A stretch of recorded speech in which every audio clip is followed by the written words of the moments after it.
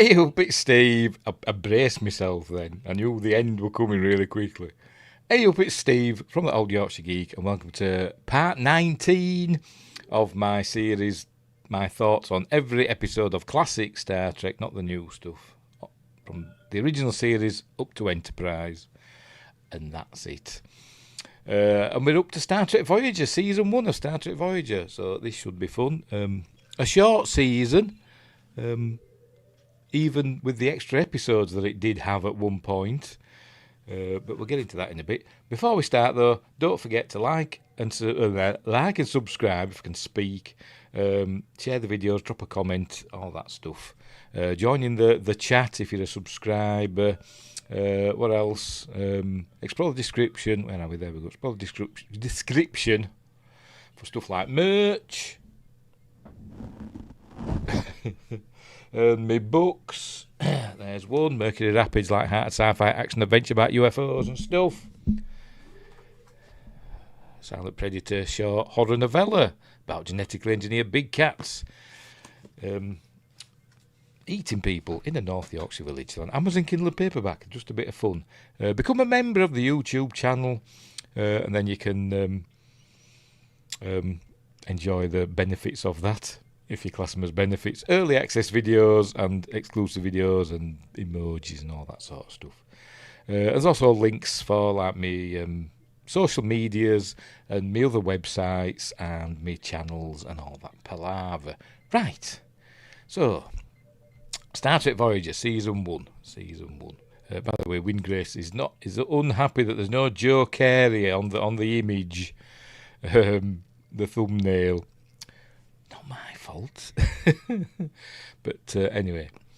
Yes, when did it come out? I forgot when it aired. 1995. January 1995. Star Trek Voyager began during Deep Space Nine's second season. The star date's 48. So it's Deep Space Nine's third season, because Deep Space Nine started on 4-6, didn't it? And then 4-7. So yes. So there we go. And we see Deep Space Nine in the first episode. It ran for 7 seasons, as did most of the Berman era stuff, apart from Enterprise, and went through changes as it went. But I really like Voyager.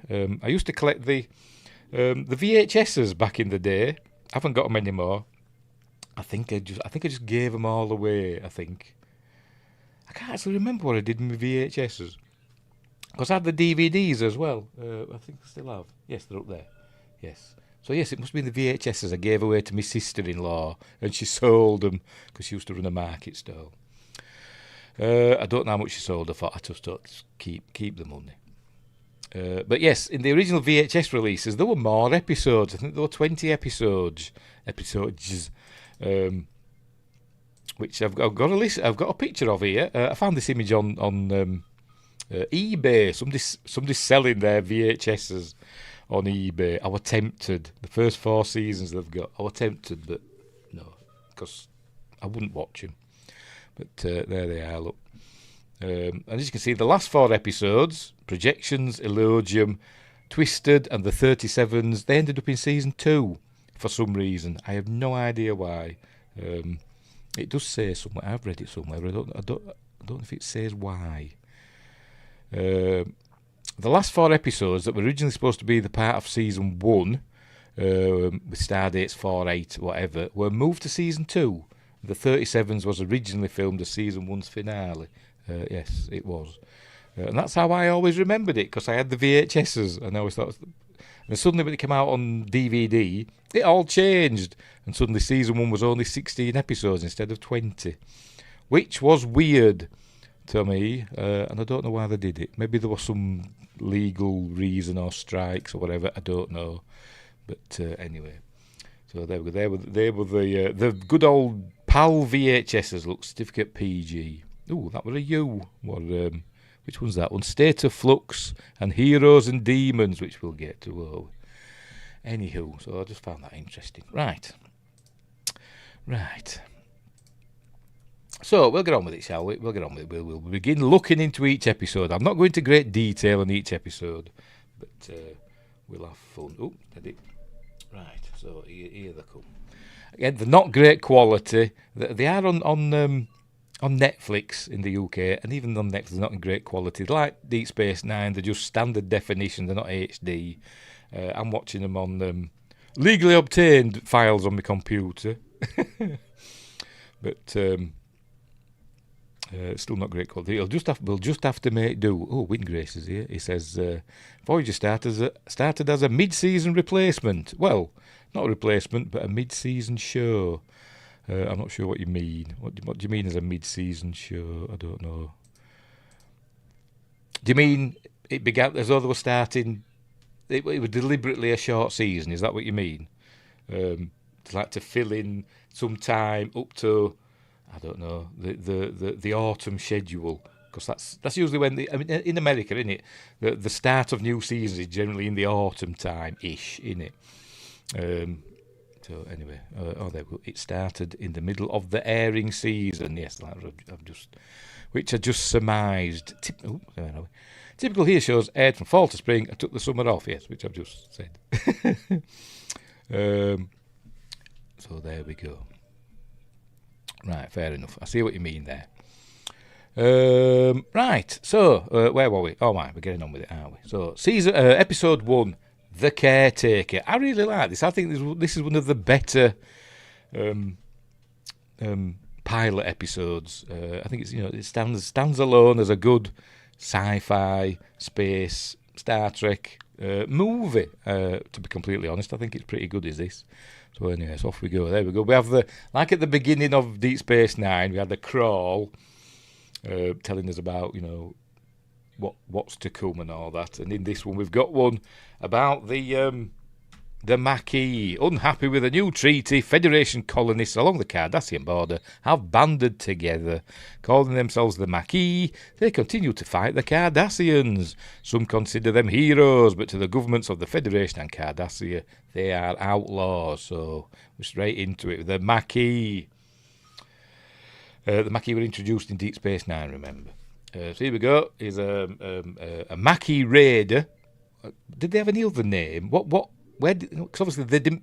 Surely they didn't build this ship, design and build this ship themselves. They must have bought it off somebody or whatever, or had them donated. But they had a few of these, didn't they? But anyway, maybe they're Sinar systems, something. I don't know. I know that's Star Wars. But anyway, they're being chased because it's not a big ship. Being chased by a Gala-class, a Cardassian Gala-class cruiser battleship. I think they're classed as battleships, are they? I think. Anyway. Under command of, I think, Gul Avec. We'll find out in a minute. So anyway, they're getting the pounding. There's Chakotay, former Commander Chakotay of Starfleet, who has now joined the Maquis because he's got facial tattoos, which is a big no-no for me, but it's part of his cultural heritage. Anyway, I didn't know North American Indians were into facial tattoos, to be honest. I know, like, the Pacific peoples, Samoans and all them. I know they were into facial tattoos, but anyway. They were supposed to be modified Federation transport ships, but they don't look very transportery. No, not really. Not very bulky, are they? You'd think they'd be a bit more bulky if they're used for transport. But anyway, whatever. Behind him, there you can see Tuvok, who we'll get to know in a bit. There's Belana Torres, the engineer. By the way, Robert Beltran plays Chakotay, Tim Russ plays Tuvok. And this is, I'll tell you, I know a blank. Oh my God. Hey, Roxanne Biggs Dawson. She was initially credited as Roxanne Biggs Dawson, and I think later, maybe she just became Roxanne Dawson. Casey Biggs' wife. I didn't know that. That's where the Biggs comes from. It's not just a coincidental name. So there we go. Good old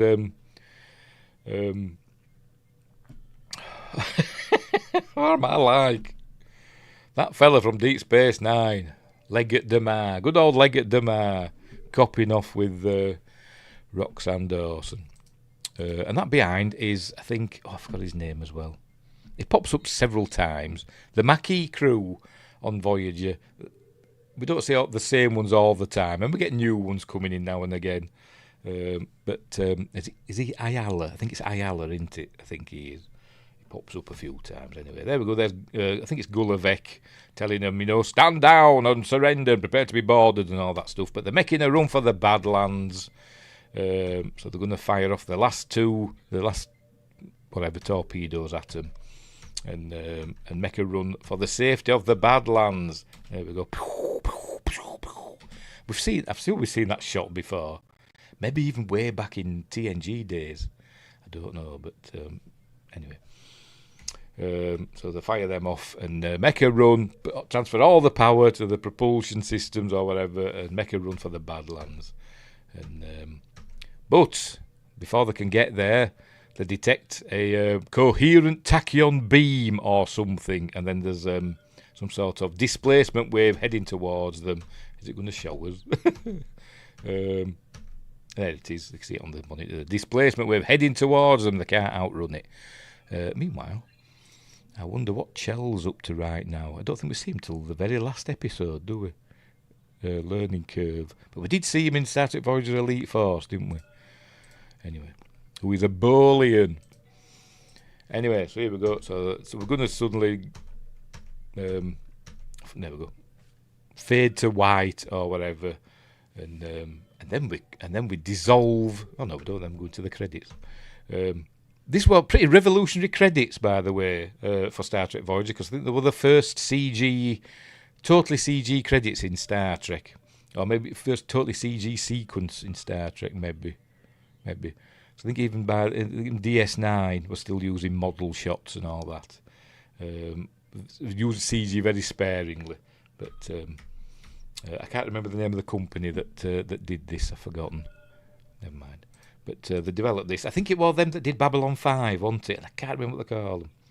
Is it his name? Something Thornton. I can't remember his name. But I think his company did it. I keep thinking Digital Domain, but I don't think it is them. I'm going to look it up now. I'm going to look it up because it's bothering me. Right, okay. Who did the Star Trek Voyager opening credit scene? Question mark.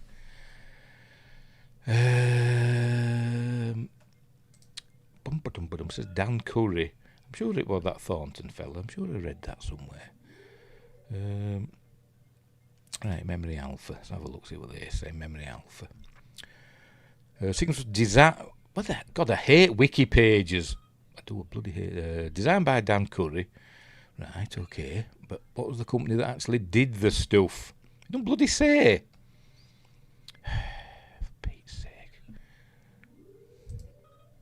For Pete's sake. I've read it somewhere.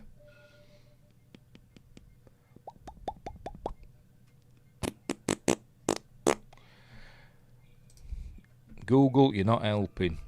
You're not helping. Never mind, I can't find it. I'll be here all bloody night. But I have read it somewhere that it were the chaps that did Babylon 5 that did this. That did the CG for this. But I can't remember who. Anyway. Right, so we see Voyager going through various stellar things. They go gliding through a dusty cloud. There we go, going through.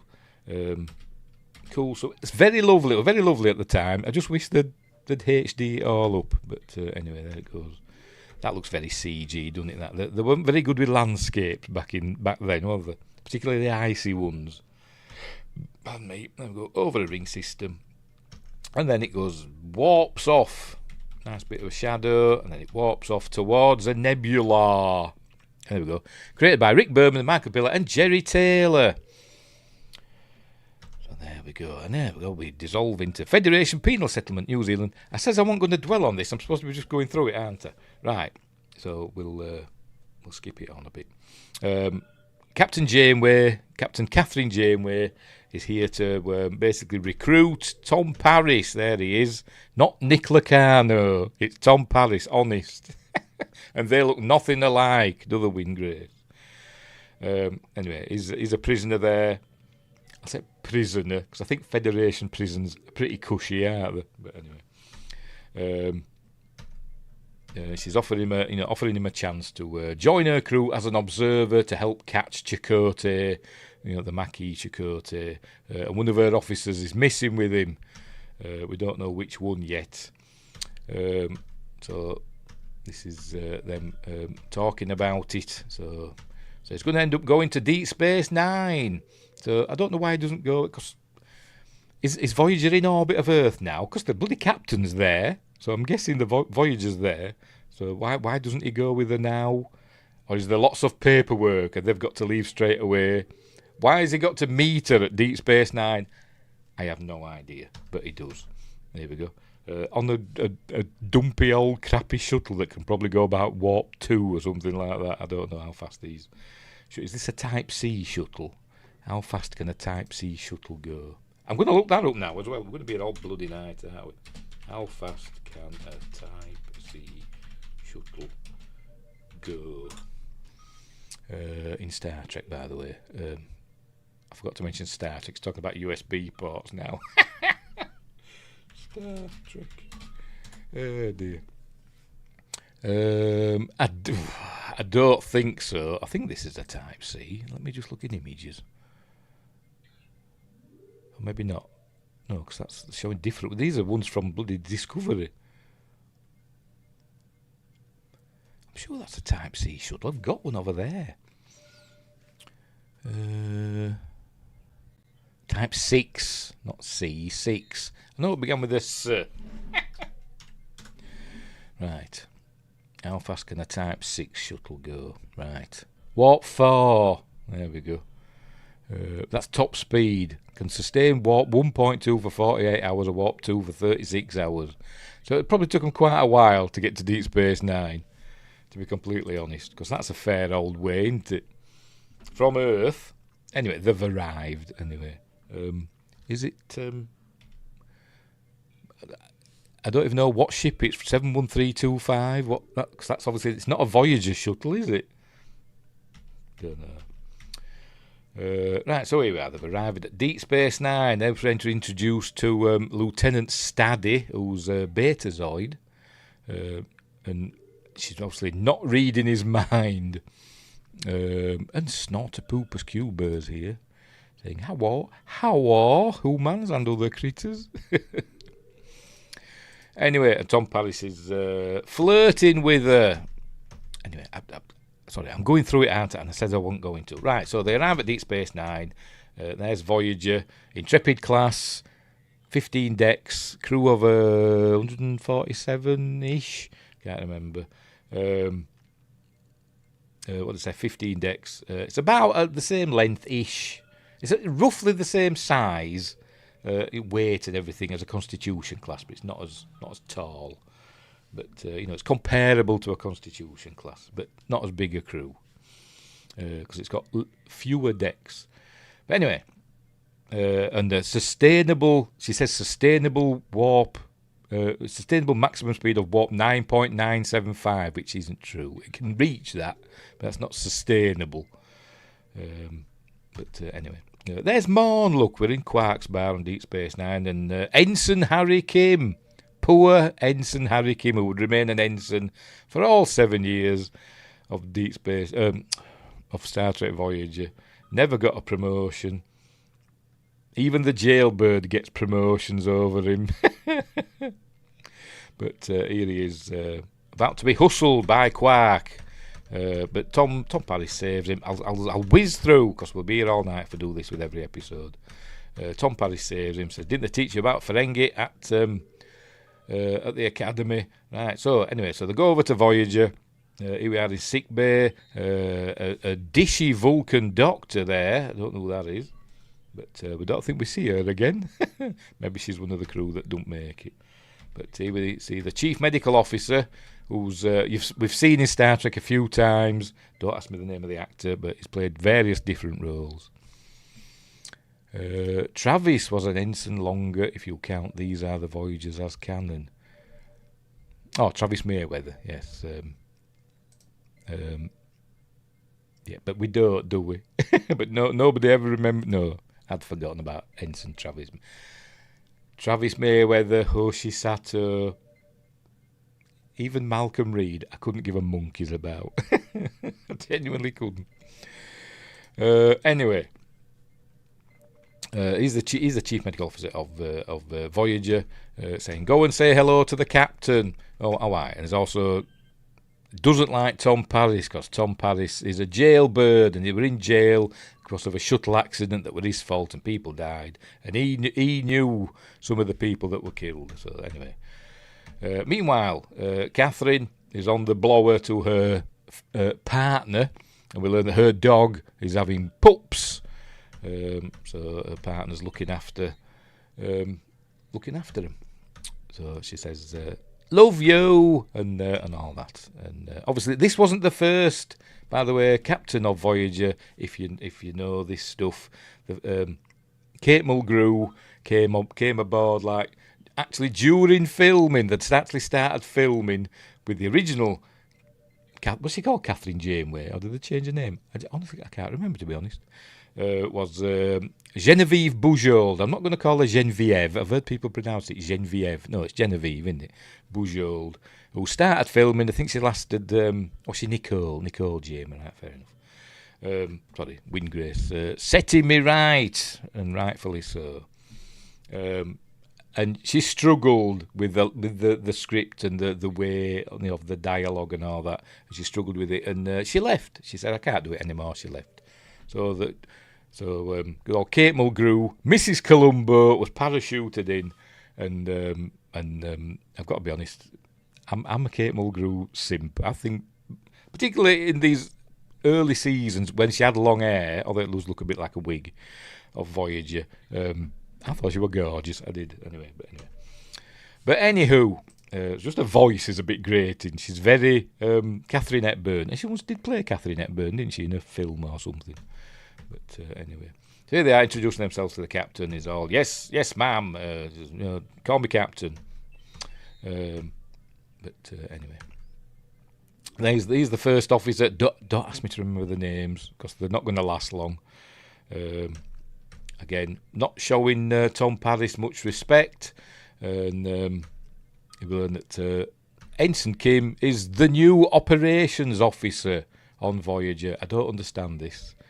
Why is he the new operations officer? Surely Ensign Kim, fresh out of the academy, is not the head of operations on a starship. It'd be at least a lieutenant commander, you'd think, wouldn't you? Data was the head of operations on the Enterprise, wasn't he? And he was a lieutenant commander. Anyway, whatever. It is what it is. I'm sure there are probably crew members thinking, why can't I be the head of operations? I've been in Starfleet for 20 years. But it didn't work out like that. So anyway, they're going to set off. There they go, setting off to the Badlands to look for Commander Chakotay and Lieutenant Tuvok. 24 minutes into the stream, we're still in the Alpha Quadrant. Yes, I know. I've got to try and speed it up. I do this every time, don't I? I do this every time. Anyway, so off they go. Oh, I will learn that this is where Tom and Harry become friends now. He tells him all about the shuttle accident that was his fault, and then he mentions Christmas. So this is a Christmas episode.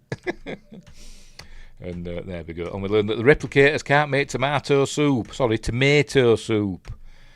But we saw that Dishy Vulcan in the background again then, didn't we? Where was she? There she is. Look, she's back there again. So there we go.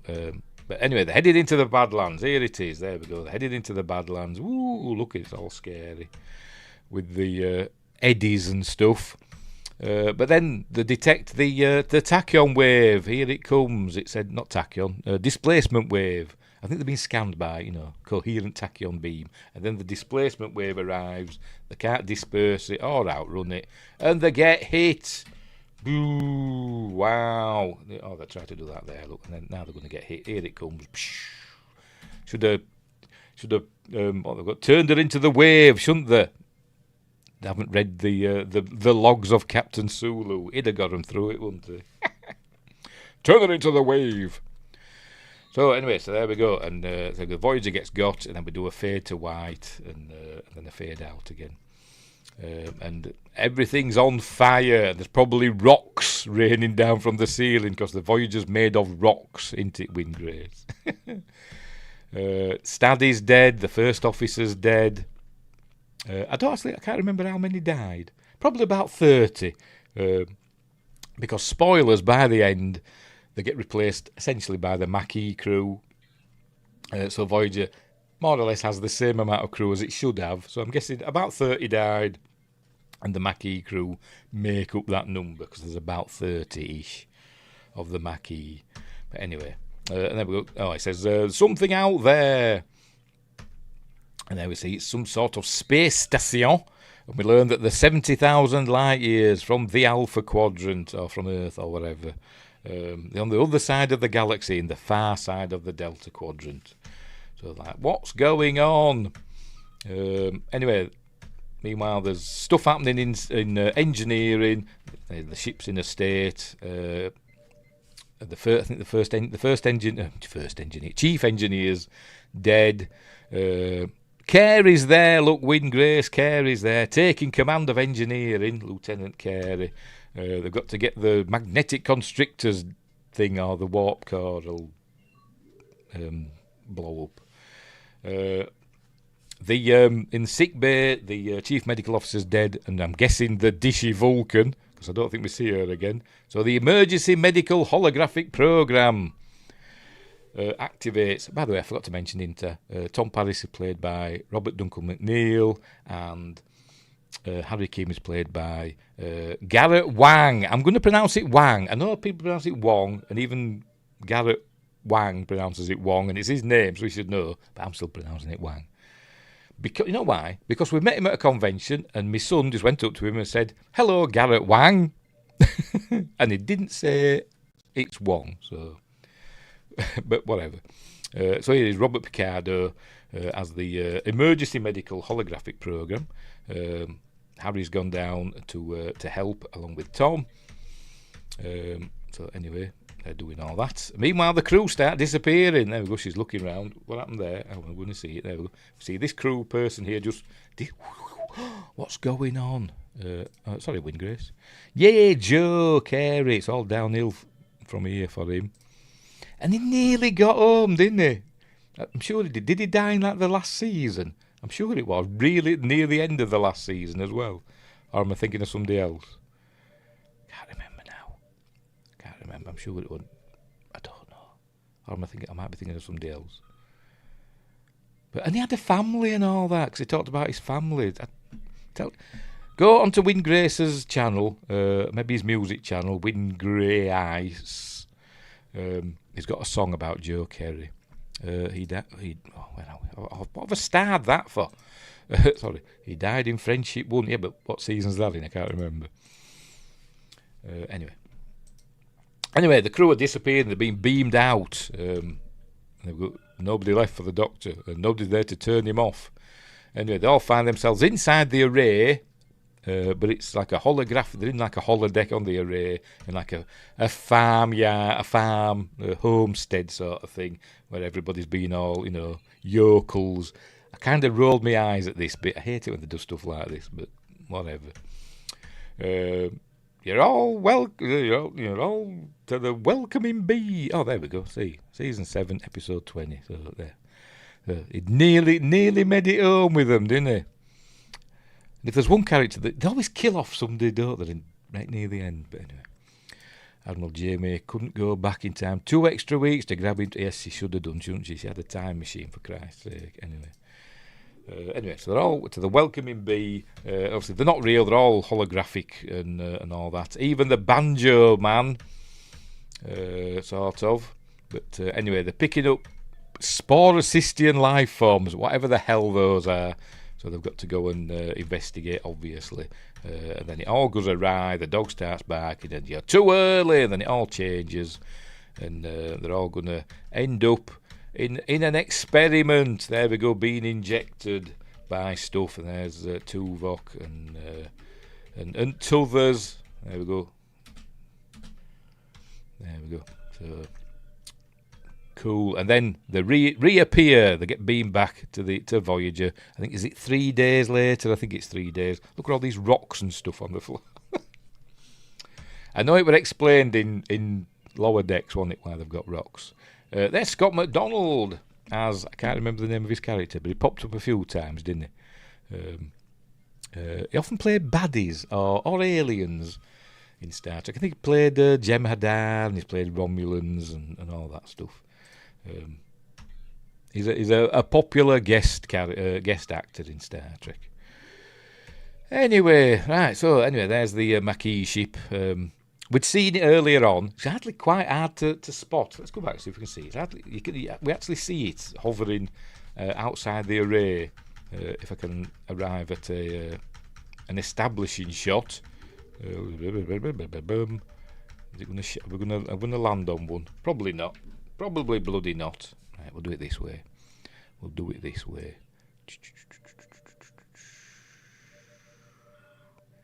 the bloody hell is it? Come on, let's have a shot of the array. Because we do see it, the Maquis ship. No, not that shot. Oh, never mind. We do see it, but it's really tiny. Anyway, where were we? She hails the ship, and then we see Commander Chakotay is there, and she says, we're all in this together, beam over. And this is where we learn that Tuvok is her chief of security, Lieutenant Tuvok, even though some episodes in this season he's wearing Lieutenant Commander's pips, but never mind. So he was undercover. He had infiltrated Chakotay's Maquis cell, but now he's back, and obviously Chakotay's not happy about that. But they've got to work together. We learn that Harry Kim's not come back with them, and B'Elanna Torres has not gone back to the Maquis, and so they've got to go to the third planet. Is it the third planet of a nearby star system? Because that's where the array is sending pulses of energy. But first they beam back over there to talk to Banjo Man. And he says, I haven't got time to send you home, and people are missing, and all that stuff. And there we go, and sends them back.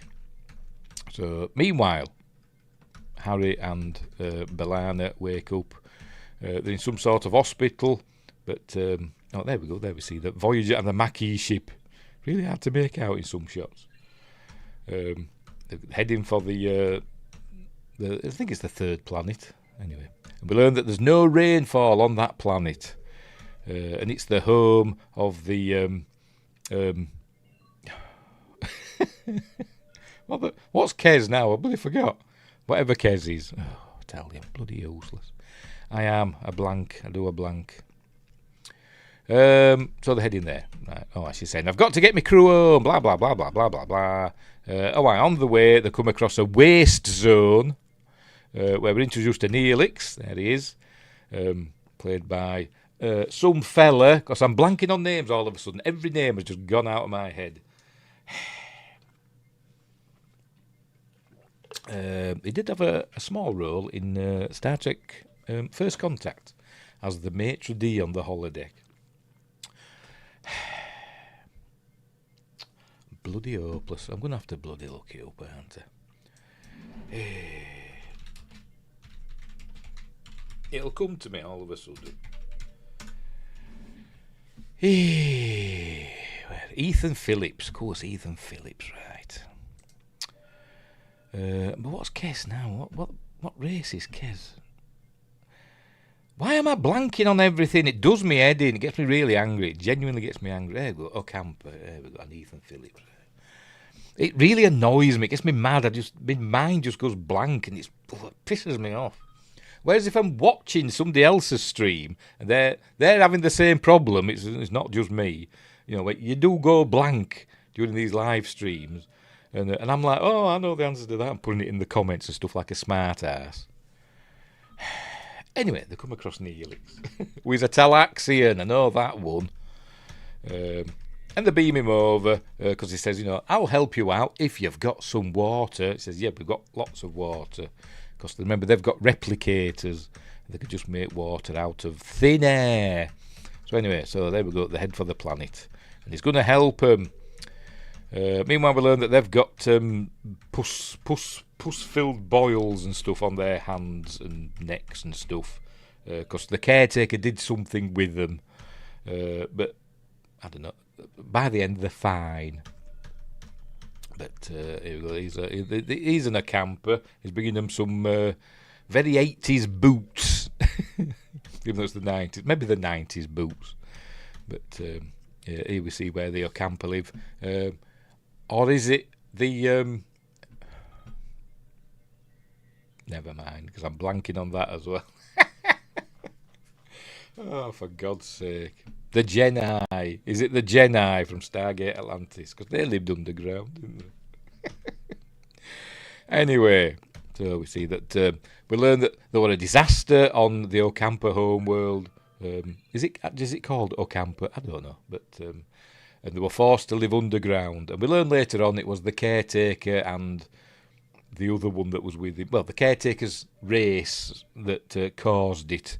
And the rest of the race buggered off and left the caretaker and another one, I think it's called Suspiria. Isn't that a film by Dario Argento? But anyway, whatever. Left them behind to look after the Ocampa. So there we go. So that's that. They've arrived. There we go at the planet. I think we see there that there we go, the energy pulses that the array fires at the Ocampa city to keep them powered up. Meanwhile, Neelix is having fun in a bath. Blah blah blah. Man, me. I like this shot. Obviously a matte painting, but then into a Kazon camp. We see what's obviously this was built by the Ocampa many years ago, before the disaster. But we see a couple of Kazon fighters there. And the camp is there. We're going to see the Kazon, who are, the new big bad of Voyager. They're supposed to be like Klingons. They do look a bit like Klingons, but with I don't know, stupid hair. I think Michael Westmore said it based on like chickens instead of like bony crests and stuff like Klingons have. They have like a, whatever they call it. What a chicken has, a comb or whatever. And they've kind of got feathers and that, haven't they? But anyway, we see the kind of aggressive. Anyway, but here comes their Chief Maj, or as Ethan Phillips calls him, Madjay. Oh, Madjay, whose name I've forgotten. Hang on. I'm going to have to look again now. See if we can find him.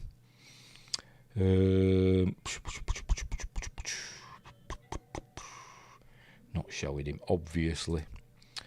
It's played by Gavin O'Hurley. Just a minute. As I'm looking here, Windgrace is just telling me his name as I'm looking or trying to find it. Anyway, he's been in Star Trek a few times. I forgot his blood. Is it Jabin? Something like that, isn't it? Because I can't bloody find it in the cast list. It must be way down. But never mind. He's the boss anyway of these particular Kazon, the Kazon Ogler. Yes, these are the Ogler out there. We learned that there's lots of Kazon sects, different, basically tribes of Kazon. These are the Ogler. We've got Ogler Ma. Are they related to the Ogler? Probably, I don't know. The Kazon Nistrim, and there's others as well. But anyway, these are the Ogler. And they beam down some water for them, because apparently nobody can make water, because essentially, with a couple of exceptions, the Voyager is the most technically advanced ship in this part of the Delta Quadrant.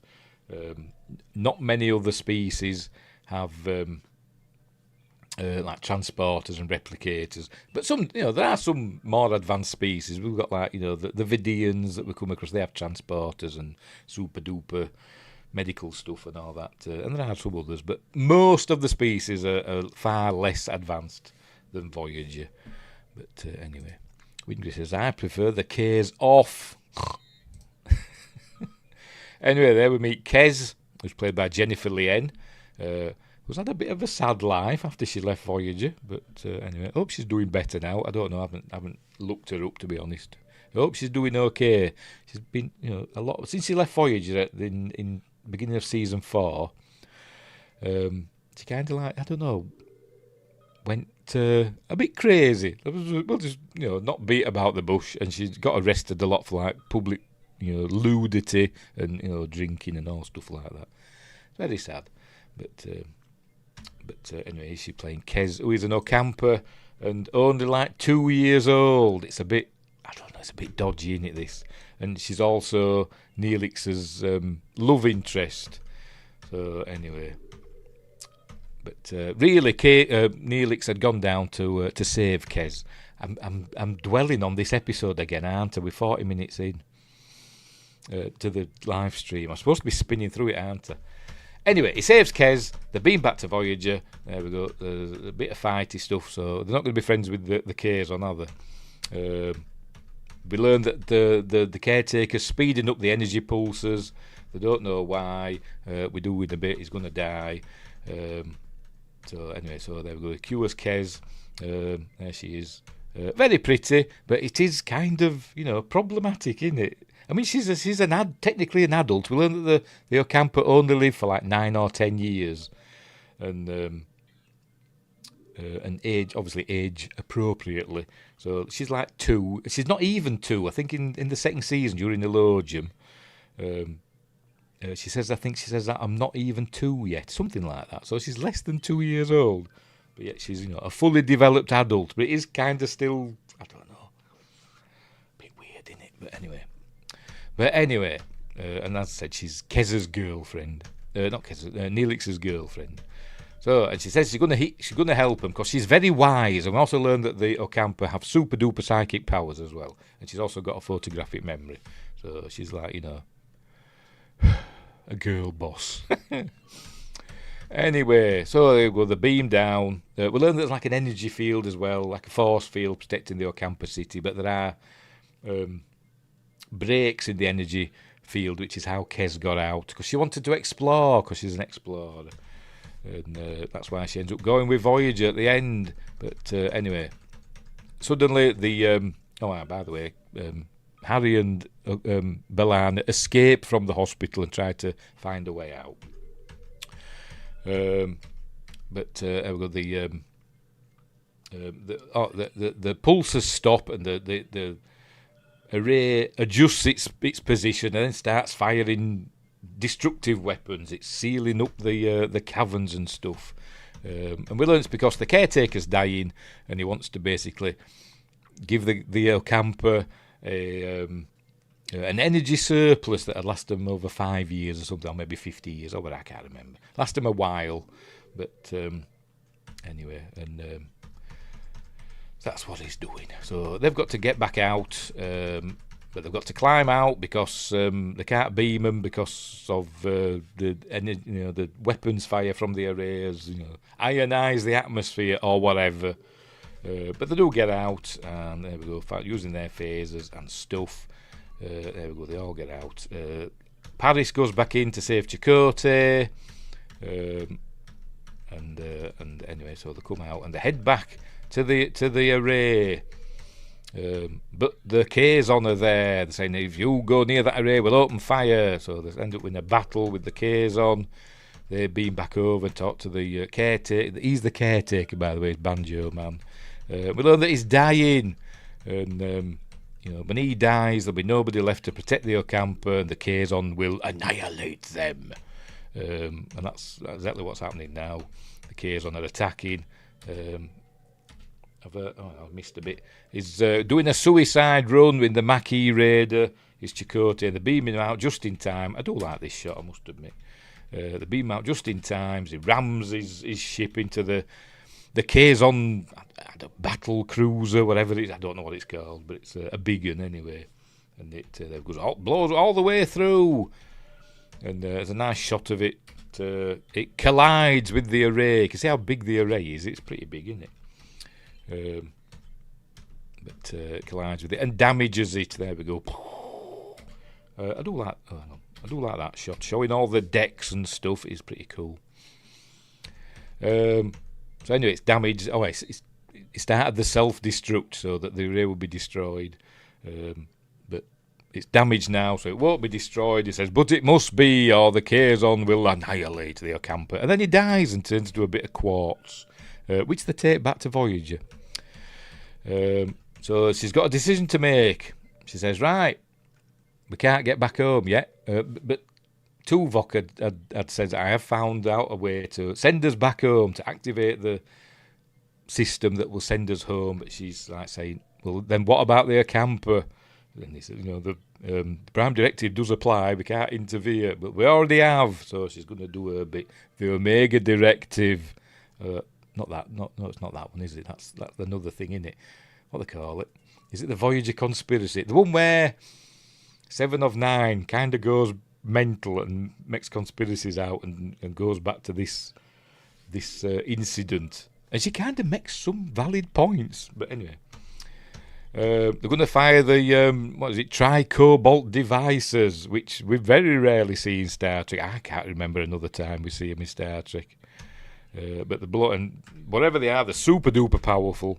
And we learn that they're not standard equipment or not standard weaponry on a Starfleet ship. We learn that in that episode later on about the Voyager conspiracy.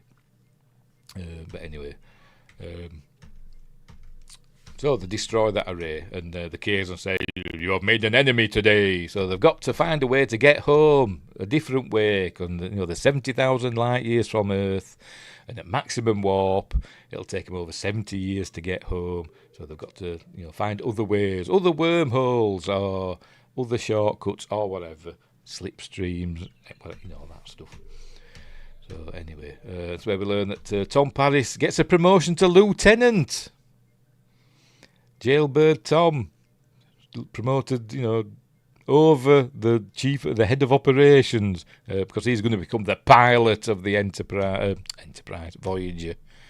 Anyway, yes, spore technology. That should be in the memory bank somewhere, shouldn't it? You'd think it'd be in there. So it might be classified, but you'd think it'd be in there somewhere, because it's on starships. Their memory cards supposed to have all of human knowledge in it, or all knowledge of the Federation at least. So it'll be in there somewhere, won't it? Anyway, you'd think they'd be able to hack it.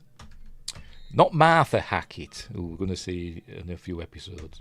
Anyway, so there we go. So he's now the lieutenant assigned to Con. And Neelix and Kez say they want to stay. And he says, I can tell you some things about the Delta Quadrant. I'll be your guide. And all that stuff. So, okay, fair enough, whatever. So the tractor is shuttled into the shuttle bay, and off they go. And we learn that the Maquis are going to become a Starfleet crew, even though they are differentiated from the other proper Starfleet crew, because they've got different pips. They don't have just pips; they have these little strips. And Commander Chakotay is going to be the first officer. But anyway. So off they go. Set a course for home, right, and off they go. So that's the end of Caretaker, which I really like. I think it's one of the better Star Trek pilot episodes. Maybe the best, to be completely honest. I really like it. Although I do like Broken Bow as well. But anyway, so there we go. So that's that one. Moving on. What's next? Because I can't remember off the top of my head. Where are we? Parallax is next. Right, fair enough. I'm just reading up on it. I've watched them recently, but you know what my memory is like. Right, so the next episode. How do I go to the next episode? Bear with me. Take that one. There we go. We'll have that. Right, next episode is called Parallax. Joe Carey's been fighting with B'Elanna Torres because she's been assigned to engineering. Pardon me. As Lieutenant B'Elanna Torres, even though she never graduated from the academy, she did attend Starfleet Academy, but she didn't graduate because she left. Some say she got kicked out. But anyway, she's broken his nose because they had an argument. Because she's half Klingon. Did I mention that? She's half Klingon. So, and Joe Carey is obviously... They've no chief engineer yet. And Joe Carey is obviously the next in line to be the chief engineer. Anyway. So they're all wondering who's going to be the chief engineer, and obviously Chakotay wants it to be B'Elanna. Look, he's got Lieutenant Commander pips on. Why didn't they pick up on this? I don't know. Stuff like this annoys me. He's a lieutenant. He don't become a lieutenant commander, I think till season 3, maybe. I can't remember when, but it's down the line. Maybe he's practicing. Maybe he's wondering, I wonder if anybody will notice if I promote myself. Anyway. There's Martha Hackett as Seska. The lovely Martha Hackett. I'll not spoil it, but anyway, there she is. She'd been in Deep Space Nine as a Romulan as well. Anyway, so he's arguing with her, blah blah blah blah blah. You know, if you're going to run engineering, you can't go around breaking people's noses. Credits. Anyway, I can't remember the gist of this story. I've forgotten. Oh God, I've only just bloody watched it. What am I like? What does it say? Quantum singularity. The come across. Oh, yes, of course. Yes, this is one that actually reminds me a bit of the TNG episode. Is it Time and Again? Might not be called that.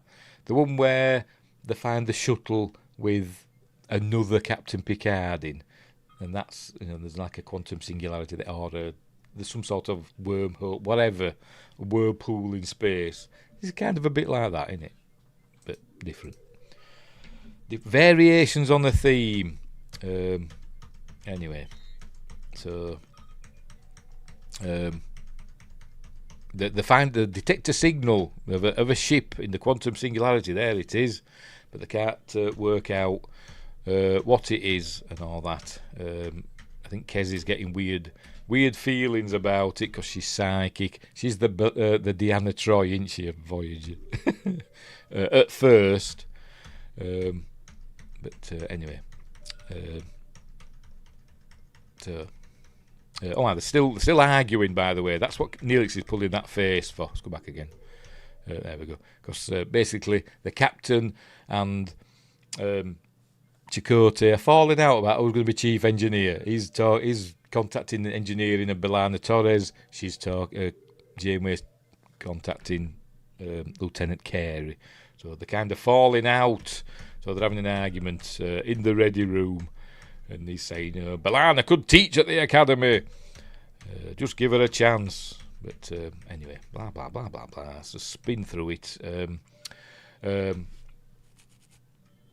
is going to start a hydroponics garden in one of the cargo bays to grow things for Neelix to cook. Is this the one where the Doctor starts changing? He looks a bit smaller, doesn't he? Does she say, are you a bit smaller than you used to be? Or is that a different episode? No, I think it's this. Is it? I can't remember. Anyway, we'll see, won't we? Anyway, so fun and games and shenanigans occur. Oh, yes, he is getting smaller, look. Something to do with the quantum singularity is messing up.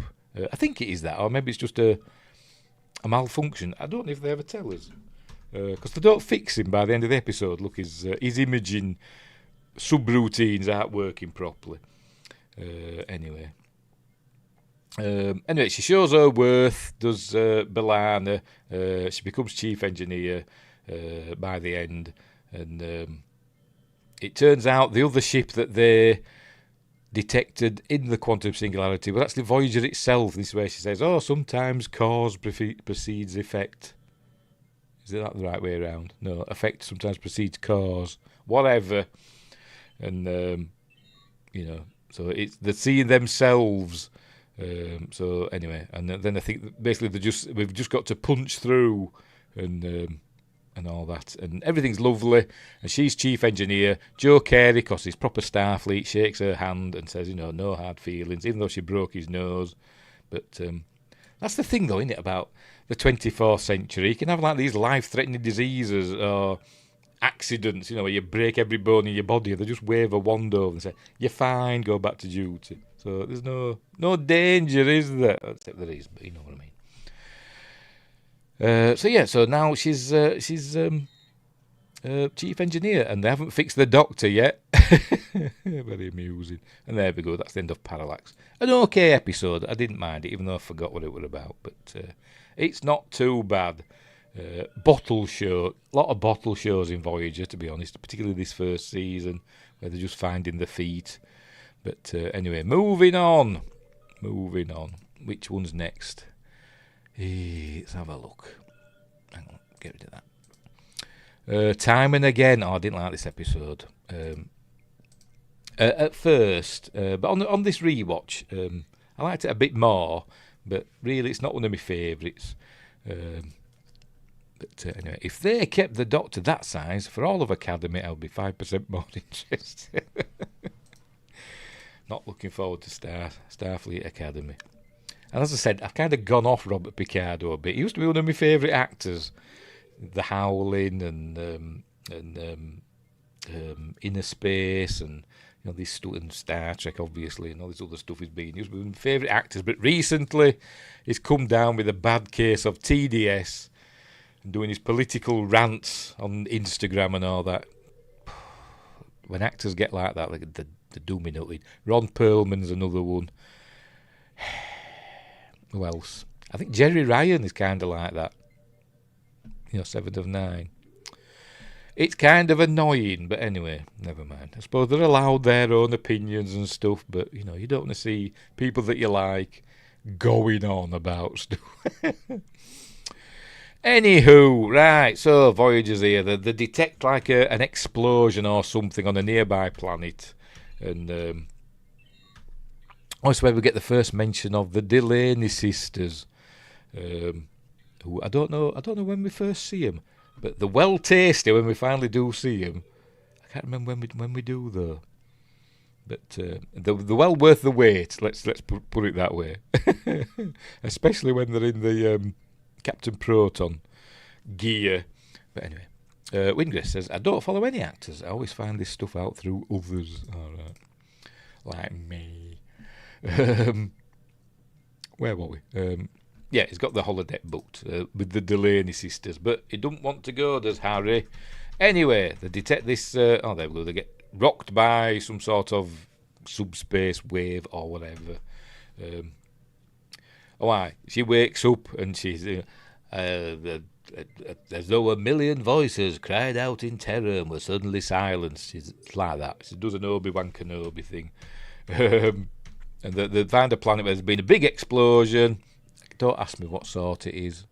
Does it say polaric energy, a polaric explosion on this planet that were a class M, but now there's no life whatsoever on this planet. Whatever was on the planet has wiped itself out. The civilization that were there, and it only happened like in the last, then. So they've got to go and investigate. So they're going to investigate, but Tom and Janeway, they're going to investigate the remains. They find the epicenter of the explosion, which is like a power station or something. And they were using polaric energy for their power. Sounds like they need to reverse it. Yeah, the polaric energy. Reverse the polaric energy of the neutron flow. Look, she's still all, use the force. She's feeling all the emotions of all the dead people, basically. And it's overwhelming. But anyway, long story short, suddenly there's a whoosh or whatever, and Tom Paris, briefly, yes, he comes back, he briefly ends up back in time with people walking about, and then he goes back. But then him and the captain end up getting stuck in the past on this planet. And so they've genuinely travelled back in time somehow because of the polaric energy. They explain it, and there's like pulses or whatever, and they're like a few days or something before the explosion. So they're wondering, can we do something about it, or can we just find a way back? And anyway, they get captured by some like terrorists, and they're planning to blow up this power station. Is that what causes this explosion? And it looks, I'm going to say I think she's bloody gorgeous, is Kate Mulgrew, particularly with this long hair. I do. Anyway. Anywho. So, meanwhile, on the Voyager, they're trying to find a way to get in touch with them and bring them back. But they can't. They try and they can't, and I think they've just basically just got to let it happen. And I think they just basically time resets itself. I think by the end, yes, it does. We just get a reset. The explosion goes off. There we go. Well, she makes it happen. Does Janeway? She like fixes the time loop, and she does that with her phaser, and then all that happens, and then suddenly we're back at the beginning. We're talking about the Delaney sisters, and they don't know what's happened, and but I can't remember what happens next. I'm gonna have to have a look. I can't remember. I have to look it up. Is the civilization? Has the thing happened or? Yeah, the explosion didn't happen. That was it. The explosion didn't happen that destroyed the civilization. But she says it's a pre-warp civilization, so they can't go and investigate. Or they could, but they're not going to. They just carry on and continue their journey. Anyway, so there we go. Yeah, that's it. I'm not a big fan of this episode, to be honest. I'm not a fan of episodes where some of the crew is stuck in another civilization and getting involved with all their. I don't know how to explain it. It's usually ones where they're like prisoners. I don't like ones where they're prisoners of another civilization. They annoy me. They did it in Stargate as well more than once. Anyway, everything's okay, and off they go, carrying on their adventures. There we go. The planet's all lovely, and everybody's fine. So basically, Janeway did save them, and she did basically break the Prime Directive, but nobody's not any the wiser. Nobody, they're all none the wiser. But anyway, so there we go. Yeah, it's not that bad. It's not that. I'm being a miserable old curmudgeon. It's not that bad. It's fine, and I do like Kate Mulgrew, sorry. But anyway, right, next up. Which is the next episode? Let's have a look. Which is next one? Timing again. Next one, it's Phage. This is a good one. I always like the ones with the Vidians in. Well, most of them. Apart from that one where the Doctor fell in love with that Vidian woman. That was boring, but anyway. We're going to encounter the Vidians, and they're looking for dilithium or something. I think it's dilithium. Or is it deuterium? I've forgotten. I think it's dilithium. Yes. In this, Neelix says there's lots of dilithium in this planetoid over here. So they've got to go and investigate it and get some dilithium, which isn't fuel. But anyway, they find these caverns, but there's no dilithium. They can't find anything. Well, that's weird. There's supposed to be loads of dilithium here. Then Neelix gets attacked by some strange people. Hang on, where is he? There we go. We see a fella behind him, and he gets shot.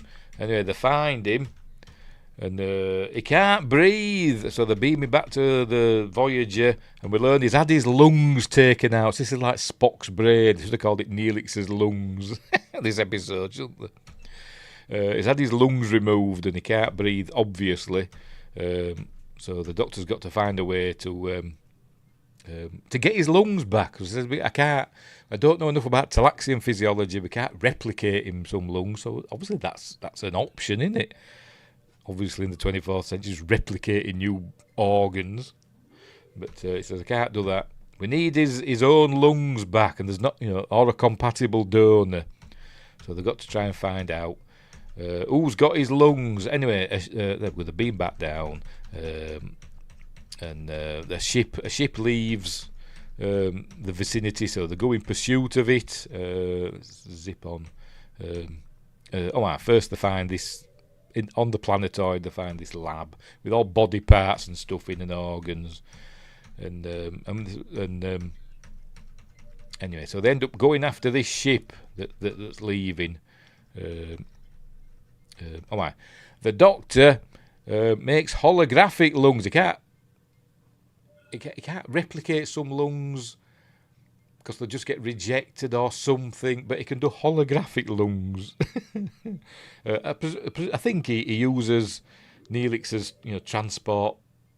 transporter pattern, that's been stored in the transporter log to make him some holographic lungs. But he can't move. He's got to keep perfectly still in sick bay. And he might spend the rest of his life there. So obviously there's Neelix in there. At first he's been jovial about it, saying your ceiling's horrible. But then he's saying, I can't stay in here for the rest of my life. Kill me now and all that. And blah, blah, blah. Anyway, they go after this other ship, and there we go. They beam them aboard, the people on this ship, and we learn that they are Vidians, and they're suffering from the phage, there we go, which makes them break down at a genetic level, so they're all manky looking. And we learn that this fella is a Vidian doctor, and he's the one that's been assigned to this fella, who is a Vidian something or other. I don't know, an artist or something, I think he is. And it's the doctor's job to find replacement organs for him. And he says, usually, we get organs from the dead. I don't think they mentioned that again with Vidians. They just turned them into kind of bad guys after this. But it's kind of suggested that they're desperate, so they've started going after live people. Anyway. So they end up saying, well, we can help because we've got super ace medical technology. So they go and see if they can help Neelix. And basically, Kez is going to give him one of her lungs. They go through all the crew and say, Kez is compatible. Because they've got super duper medical technology, they can do the operation. So Kez is going to give Neelix one of her lungs. Meanwhile, by the way, another asteroid that the other ship went into just happened to look exactly like the asteroid that the USS Pegasus was stuck in season 7 of TNG. But I'm sure that's just a coincidence. But anyway, the operation goes swimmingly. They let the Vidians go. She'd given them a good talking to at Janeway. And off they go their merry way. And so now Neelix has one of Kez's lungs, and Kez is one lung down. They've a pair of lungs between them, and I don't think it's ever mentioned again. I don't think it is. I could be wrong, but if it is, it's only in passing. But there we go, and off they go to their next adventure. I wonder if it says in the credits who does the opening titles. Does it say?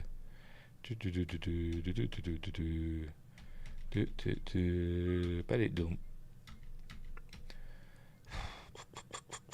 Main title designed by Santa Barbara Studios, Dan Curry. Could have swore I'd seen somewhere it with a fella that did the Babylon 5 CG. Obviously, that wasn't right. Anyway, so there we go. So that's that one. The Phage. That's that episode. It's good. I like that episode. It's a good one. Next up, what's next? Hello, Justin. Justin's here saying hello all.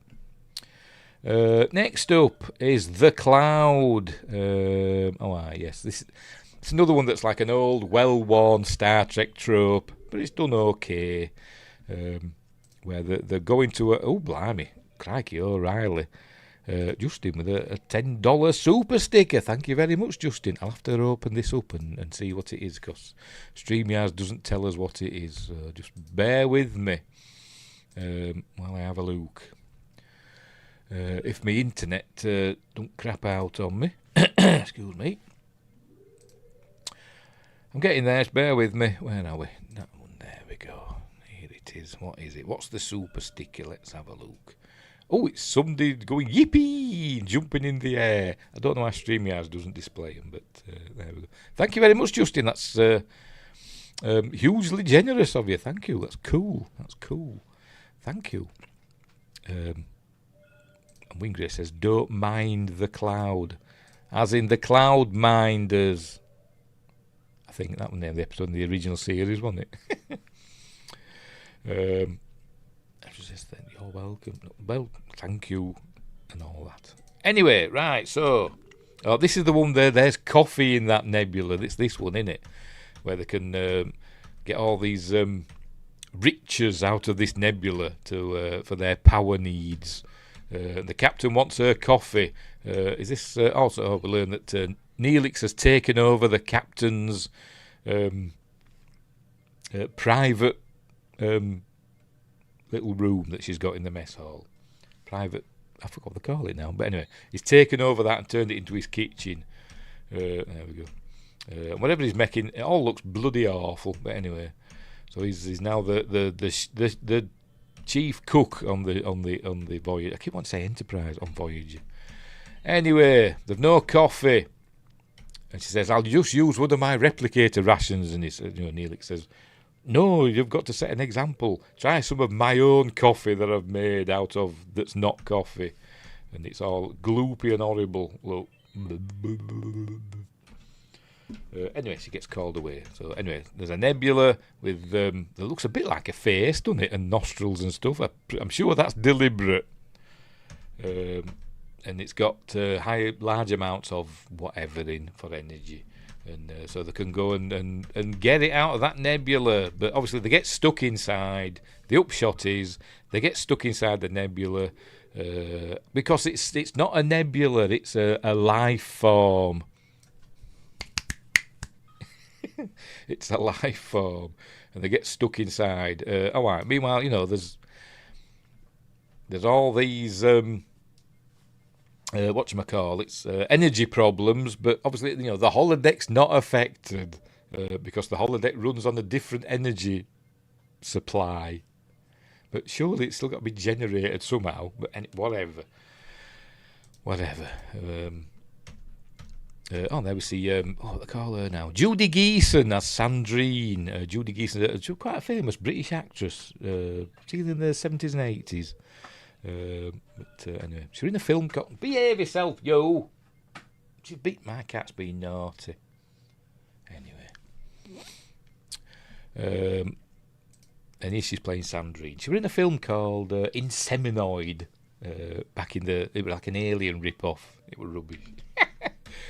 Anyway, so he's made... this is Tom Paris's programme. Called Sandrines. It's like a bar. It's supposed to be Voyager. I'm getting like Voyager's version of. I forgot his name. Him from Deep Space Nine. Whose CD I got? Vic Fontaine. Like that version. Although I think this came first, didn't it? I think Vic Fontaine's came way after this. But they probably got the idea from this. But we didn't go back to this very often. We see it a few more times, don't we? But they kind of must have fallen out with it eventually. He went on to his Captain Proton after a while, didn't he? But anyway, there we go. Blah blah blah. They're all having fun in Sandrines. Meanwhile, they find out they're stuck. Also the episode with the spirit animal or the animal guide, and. So Chakotay is going to teach Janeway how to contact her animal guide, which is a lizard, as we'll see in a minute. There it is. But it gets interrupted, anyway, so we learn that they're inside a living organism, and they've injured it to get out, so they've got to go back in and repair the damage they did. And Neelix makes himself the morale officer, brings snacks and canapes to the bridge. Anyway, they heal the beast and escape. And actually, they've lost more energy than they had at the beginning. But that's the price of compassion, isn't it? So there we go. We also learned that Janeway is a pool hustler. I don't know how she does this. One shot. Boom. Well, they're all going in off one shot. I've done that, but she's like the cat from outer space. Remember that film? Anyway, so there we go. So that's the end of that one, The Cloud, which is okay. It's not a bad episode, but it does kind of... It's been done a million times, hasn't it, in Star Trek, from a giant space amoeba to, I think even in Voyager again, they have like a nebula that's a monster, don't they? is it The More or something like that? The episode, something like that. But anyway, so there we go. But it's not bad. It's not bad. Moving on. Next episode. Sorry, Adam Gamer's here. Says good evening. Why aren't you gaming? You should be doing some Spyro or Tomb Raider or something like that, mate. Oh dear. Welcome. How far in are we? What episode are we up to? Episode 7, Eye of the Needle. This might be one of my favourite ever episodes. No, it is. This is one of my favourite ever episodes, not just of Voyager, but of Star Trek in general. I love this episode. I think it is one of the best ones. But this is Eye of the Needle. I think it is a bit of a fan favourite, I think. But it is a top-notch Star Trek episode, is this one, where they find a wormhole. But it's teeny tiny. It's a teeny tiny wormhole. And they get a signal through, they launch a probe into it, and it gets stuck in the gravitational eddies in the wormhole. And anyway, they end up contacting the ship on the other side, which turns out to be Romulan. Pardon me. And it's in the Alpha Quadrant, even though the Romulan Empire's in the Beta Quadrant. But, never mind. Don't let little details like that stop you. You know what? I wish they'd change that. Genuinely wish they'd change the maps and stop putting the Earth's solar system on the border of the Alpha and Beta quadrants. I genuinely wish they hadn't done that. But anyway, never mind, because it makes it complicated, doesn't it? When they keep referring to the Alpha Quadrant and mentioning the Alpha Quadrant races like the Federation, the Klingons, and the Romulans, but the Klingons and the Romulans are in the Beta Quadrant. Even a lot of the Federation's in the Beta Quadrant. I keep wanting to say Beta, but anyway, whatever. But the signal going to the Alpha Quadrant, and it's a Romulan ship on to the side. So they've got to try and find a way to, work out what to do. Anyway, all right, they get in touch. There she is in her full loveliness. Sorry, we're gonna dawdle on this part a while. I tell you, I do like a bit of Janeway. Anyway, she's talking to the captain of the Romulan ship, whose name I can't remember. Just bear with me. It was played by Vaughn Armstrong, by the way. What's he called? Telek, who is a Romulan scientist. I don't know what he's doing in the Alpha Quadrant, but anyway, never mind. Telek Ramor, and let's say played by Vaughn Armstrong, who's played like a million aliens in Star Trek, and also Admiral Forrest in Enterprise. Bet making the map that way was to placate some random alien species who wouldn't join if they weren't put in the centre. Not like humans. Dear. Anyway, because we've got to be on the meridian, haven't we? Like us Brits with time, we've got to have London on the meridian, haven't we? Even though it used to be on Paris, didn't it? And it's also been on, well, the pyramids, Cairo, I suppose you'd say, wouldn't you? It's near enough. But anyway, so there we go. They end up getting a picture, and they find out that the carrier wave or something of the Romulan communications or whatever, something to do with the wormhole, means they can beam something through the wormhole, and if they can do that, they can beam the crew to the Romulan ship. And he says, "Oh yeah, well, that's cool. Obviously, but my ship's not big enough to." I can't take you all back to Earth, but well, I'll arrange for a Romulan transport ship to come and they'll take you to Earth. They've been a bit, trusting, aren't they? It's for Romulans, for crying out loud. But anyway, good job it's not Commander Tomahawk, isn't it? But anyway, they dropped lucky with him. There's reason why it isn't Commander Tomahawk. But then again, the Romulans, they live for ages, don't they? But anyway, right, so they're gonna do some tests. They're gonna beam some stuff there and back. I'm gonna see it now. Here we go. Hang on, where is it? There it is. The beam a sample container there, and it all works. Oh, cool! So they're going to try it with people, and he says, I'll beam over to your ship. So he beams over to the Voyager, and then it says, yeah, cool stuff, right, but Tuvok is the voice of doom, because we learn that there is actually, they had trouble beaming him and beaming things over. There were some weird, interference or whatever, or displacement or something in the carrier wave. They had to faff to get it to work, and it turns out that's because the wormhole not only travels to the Alpha Quadrant, it's actually travelling through time as well, and I can't remember exactly how many. Is it 20 odd years or something? Yes, 20 years in the past. So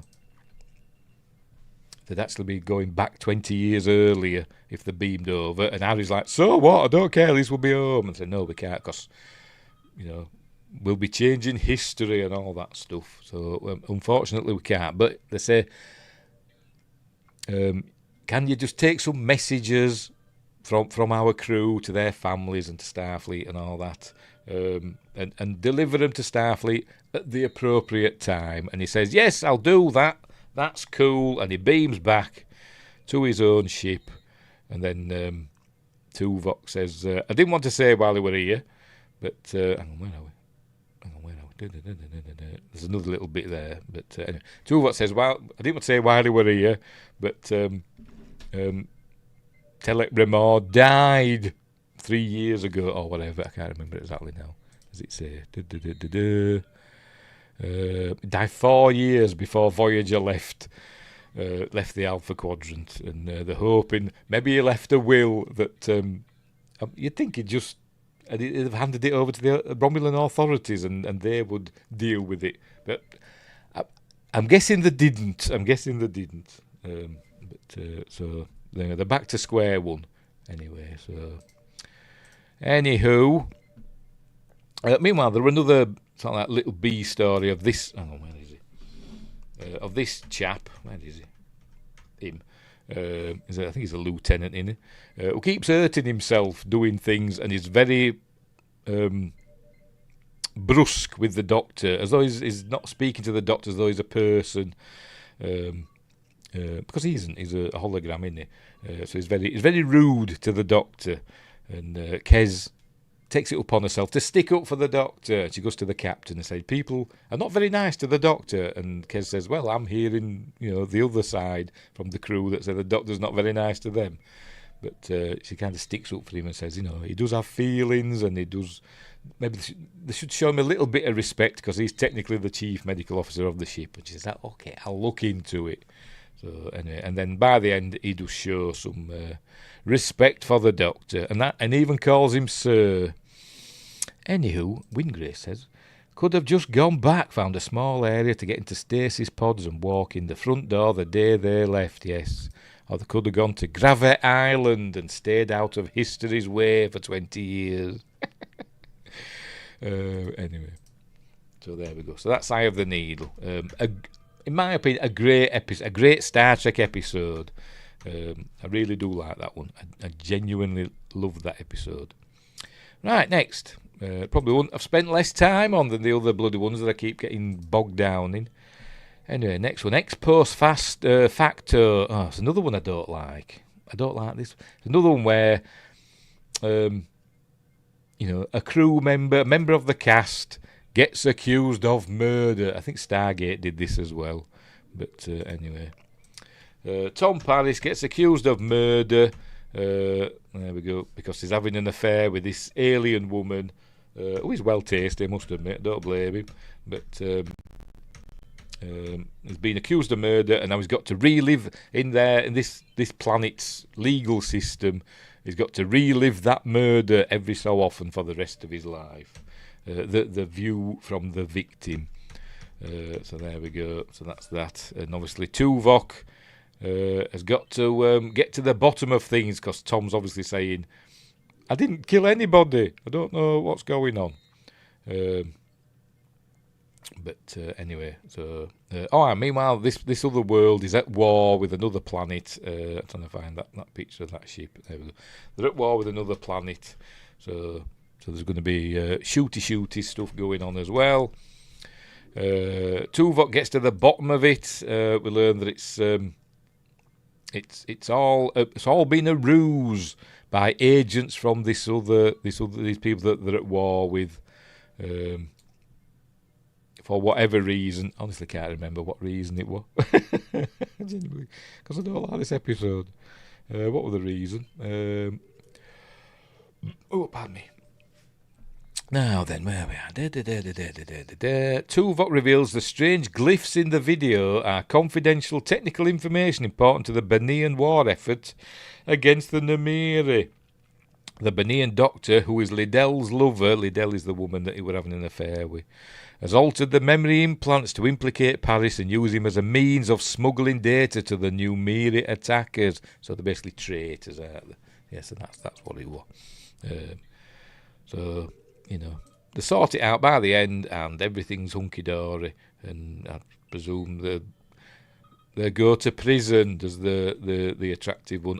The dog is a key witness because it didn't bark at the other fella or whatever, because it knew him anyway. And he says, you've got a friend in me now, Tuvok. And he says, well, whatever, logic, etc.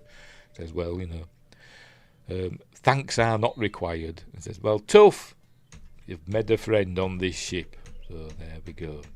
So that's the end of that. I'm not a fan of that episode. I would skip it on rewatches if I wasn't forced to watch it, like I was.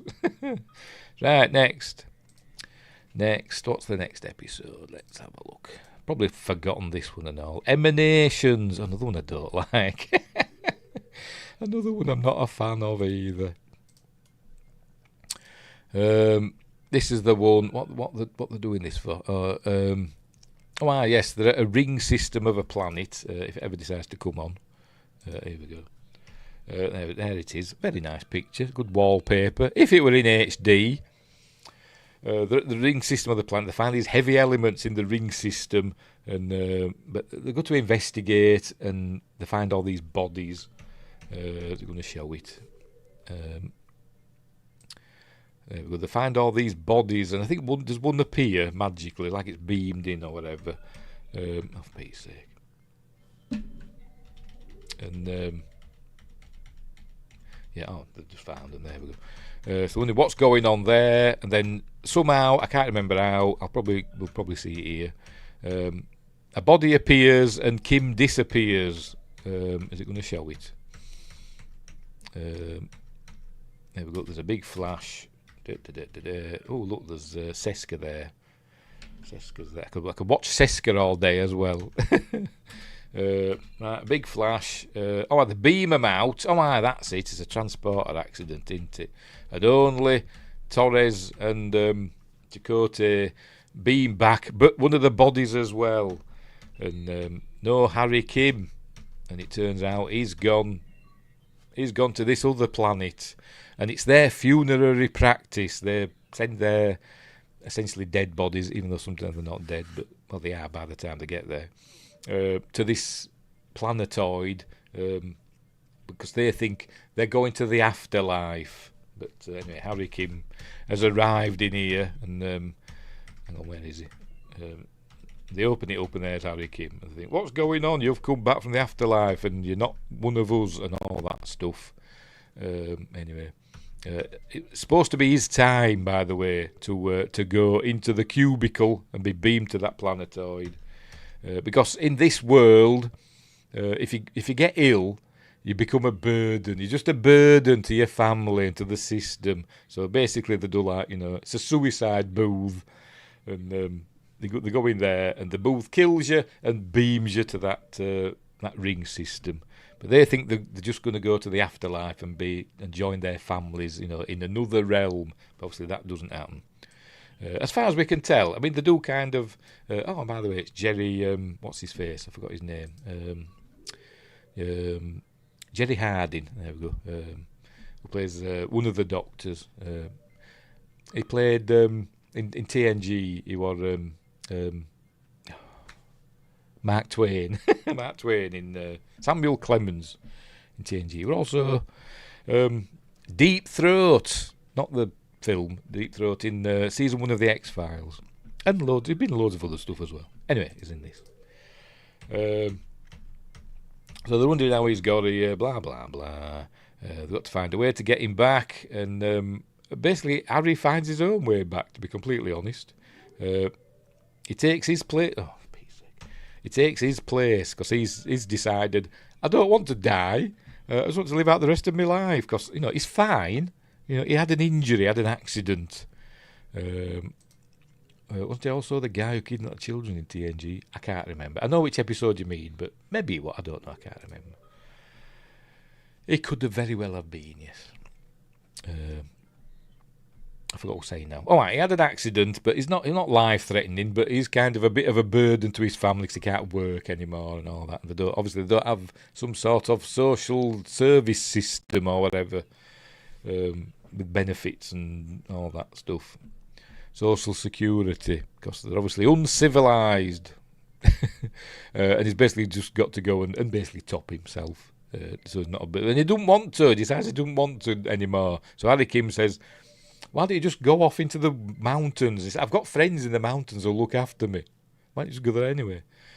But his family expects him to kill himself. So he says, no, I'm just going to disappear. You take my place and I will bind you up like a mummy. And all that. By the way, the body that the beamed over from the asteroid, the doctor revived her. She was fine. They're going to try and beam her back, but it all goes wrong and she dies. It's not a waste of time on it. But anyway, right here he was going to bind him up in it's a scrawny bugger, isn't it? Jesus. He's going to bind him up in these, and nobody notices that he's put on about £100 when we see it's Harry Kim in the bindings. Look at him, a thin bugger. And then we see Harry Kim. Looks nothing, a totally different body shape. There we go. Look.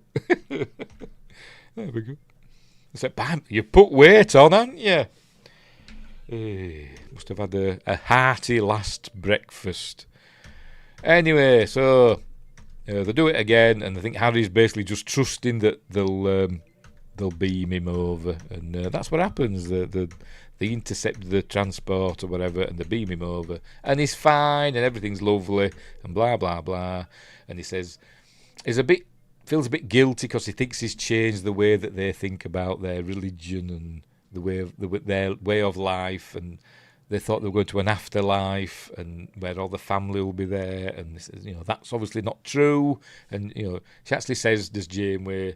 Well, we don't know. Maybe it is. Maybe it is true. We don't know. What we know about death, or what we don't know about death, is more than what we do know about it. So maybe they do go on to another realm in another form. That's what she says. So anyway, and there we go. And the episode ends, and blah blah blah. So there we go. Only also has a couple of days off. You don't have to go back to work for a couple of days. So right. So there we go. That's another episode I'm not a fan of. It's not terrible, but I'm not a fan of it. I would generally skip that one as well. There's another episode as well that I think is that in season. It might be season 2. Like, is it Favourite Son or something like that? Another Harry Kim one that I don't like. Or maybe an alien who looks like Janeway's dad eats them. Oh, we've got that one to come out with later. Stream Booze here over on Twitch. Anyway, next. Right. I hope I didn't press that twice because I lost track. Anyway, next episode is what we're on. Prime Factors. Which is this one? Oh yes, this is an interesting one, which I think gets mentioned again in the Equinox, how you pronounce it, episode. The Sicaris. The Enterprise comes across these people who just want to what's the word? Their hospitality is well known in that part of the Delta Quadrant. Look, they're all having fun, by the way. Mackie and Starfleet melding and having fun. And there she's saying, look, it's happening, we're becoming one crew. Tuvok's like, I don't give a shit, because it's not logical. Gets mentioned in Picard Season 1 too, does it? I can't remember. I can't remember a lot about Picard Season 1. Anywho, right, so there we go, this ship appears. I'm sure we've seen that ship before in something. It looks very familiar. But anyway, there he is, with his weird whatever they are. I'm sure we've seen him as well in another Star Trek episode. It looks very familiar. I don't know what though. So he invites the Voyager to their planet and just to have a good time. And so they're all having a good time. We learn that they've got a transport system. Here we go, we'll see it in a minute. Because she takes Harry Kim. There we go. What you up to, you? Bloody cat of mine. She takes Harry Kim to another planet that's 40,000 light years away on this transport system. There we go. There we go. And they've got that cool transport system. So the Voyager crew have got to find a way to use it to get home in a couple of jumps, couldn't they? The Borg assimilated them and used their trajectory technology as the Borg Queen escape hatch. Oh, right. Can't remember. Genuinely can't remember. Oh dear. Actually, no, yes, I think I do. It does ring a bell. Yes, it does ring a bell. Very lovely. Sorry. So they've got to find a way to get this technology, but it would break the Prime Directive, and obviously they don't want to hand over the technology. But it turns out some people do, and they surreptitiously get hold of the technology off that fella, and they want stories, because they like stories, does this race. So they hand over a copy of Voyager's library of literature to this chap, who's going to make himself rich, and they hand over the technology that'll make them go 40,000 light years in one go. But they've got to integrate it into Voyager systems, and they're doing it all, cloak and dagger and all that stuff. But and even Lieutenant Carey helps, because obviously everybody wants to get home. And anyway, obviously it all goes wrong, and I think she ends up ejecting the warp core and all that stuff. She ends up blowing up, shooting the whatever they call it, before it blows the ship up. There we go. And it's all gone wrong, and everybody's very the captain's very disappointed, particularly in Tuvok, because he knew what was going on. He helped him, and so she's very disappointed, which is the worst thing you can say, isn't it? But she says, I don't have the luxury of throwing you all in the brig, so I'm just going to stand here and look sad at you. But anyway, so he says, I won't do it again, and you'll have to demote me from my own lieutenant commander that I've made myself, even though he's a lieutenant. But never mind. Sorry, lieutenant. So there we go. So they can't get home. I think they recovered the warp core, by the way. But anyway, but I think it does get mentioned in Equinox. I think the Equinox crew had encountered them, but had they encountered them before this or after? I can't remember. Because they never mentioned the Sikaris. They never mentioned. Oh, we encountered a Federation ship, before, because the Equinox were brought by the caretaker before Voyager, wasn't it? Anywho, so there we go. That's the end of that one. It's okay. It's not bad. Is that one? I forgot what it was called. Genuinely forgot what it was. Prime Factors. So there we go. Right. Next one is State of Flux. I think it's another good one, because I think this is the one where we learn all about Seska. Tell you.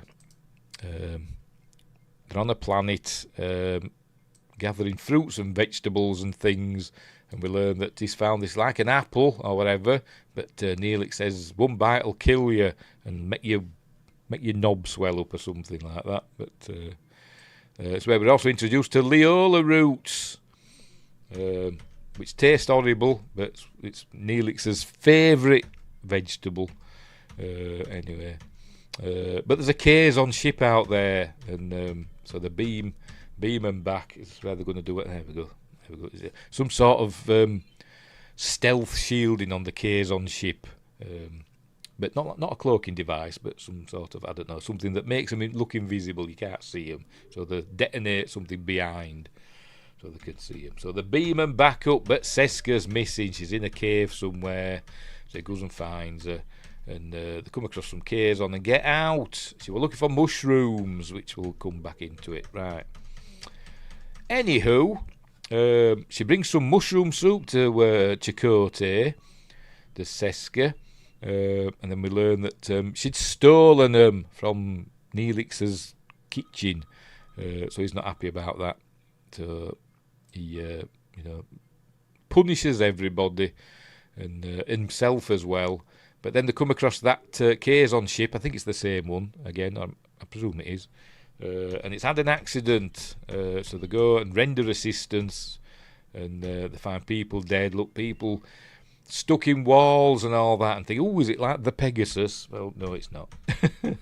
But they find some of the technology on the Kazon ship like that is Starfleet. It's Federation technology, and it turns out what it was a replicator that they tried, putting into their systems, and it had gone wrong because it's not compatible, and so they've got to find out who on the ship gave the Kazon Federation technology. These are the Kazon Nistrim, by the way. This is Marge Culler, played by Anthony DeLongis, who's been in Star Trek before, but I know him as Zygon from Star Chaser: The Legend of Orin, which I've mentioned quite recently, haven't I? What did I mention him in now? I did him on the video. I can't remember what it was. So he had a voice. Oh, the Khan. Star Trek Khan. The fellow that does the voice of Khan sounds like Zygon from Star Chaser: The Legend of Orin. Played by Anthony DeLongis. Anyway, so they found a survivor, but they kill him and say, "Get off my ship," and all that stuff. Then we see he's going to kill him. So they don't know who the traitor is, but they find out eventually, and it turns out it's Seska, but she's got to prove herself first. She goes aboard the Kazon ship, and hurts herself. That's why she's in sick bay, to get the technology back or whatever. But he's got her sussed out as Chakotay, and he realises that she'd been faffing with a computer to blame Lieutenant Carey, and so they know it's her, and she owns up to it. And we also learn that she's not Bajoran, she's Cardassian, who's been surgically altered to look Bajoran, and then she says, then she gets all nasty and says, well, bloody Janeway making us stay. We could have been, if this had been a Cardassian ship, we'd have been home by now. But anyway, and then she beams away. Hang on, where are we? There you go. She beams away, presumably to, it is to Marge Culler's ship, because she becomes his lover. Anyway, so it's not the last time we'll see Seska. Anyway, so there we go. So. Right, so that's that. They have words, and off they go on their merry way. A good episode. I do like that one. I think it's a good one, is that. And we've got a new baddie, Seska, who had been on the ship for a while, and now she's with the Kazon, giving them all of Voyager's secrets and all that stuff. So cool stuff. Right, next. Heroes and Demons. Not one of my favourites. Possibly my least favourite episode of the season. It's genuinely terrible, in my opinion. Is it? Yes, it is this one. Genuinely terrible is this one. Basically, Voyager gets invaded or whatever by holographic life forms. I don't call them that. I forgot what they call them. Hang on, what do they call them? Let's have a look.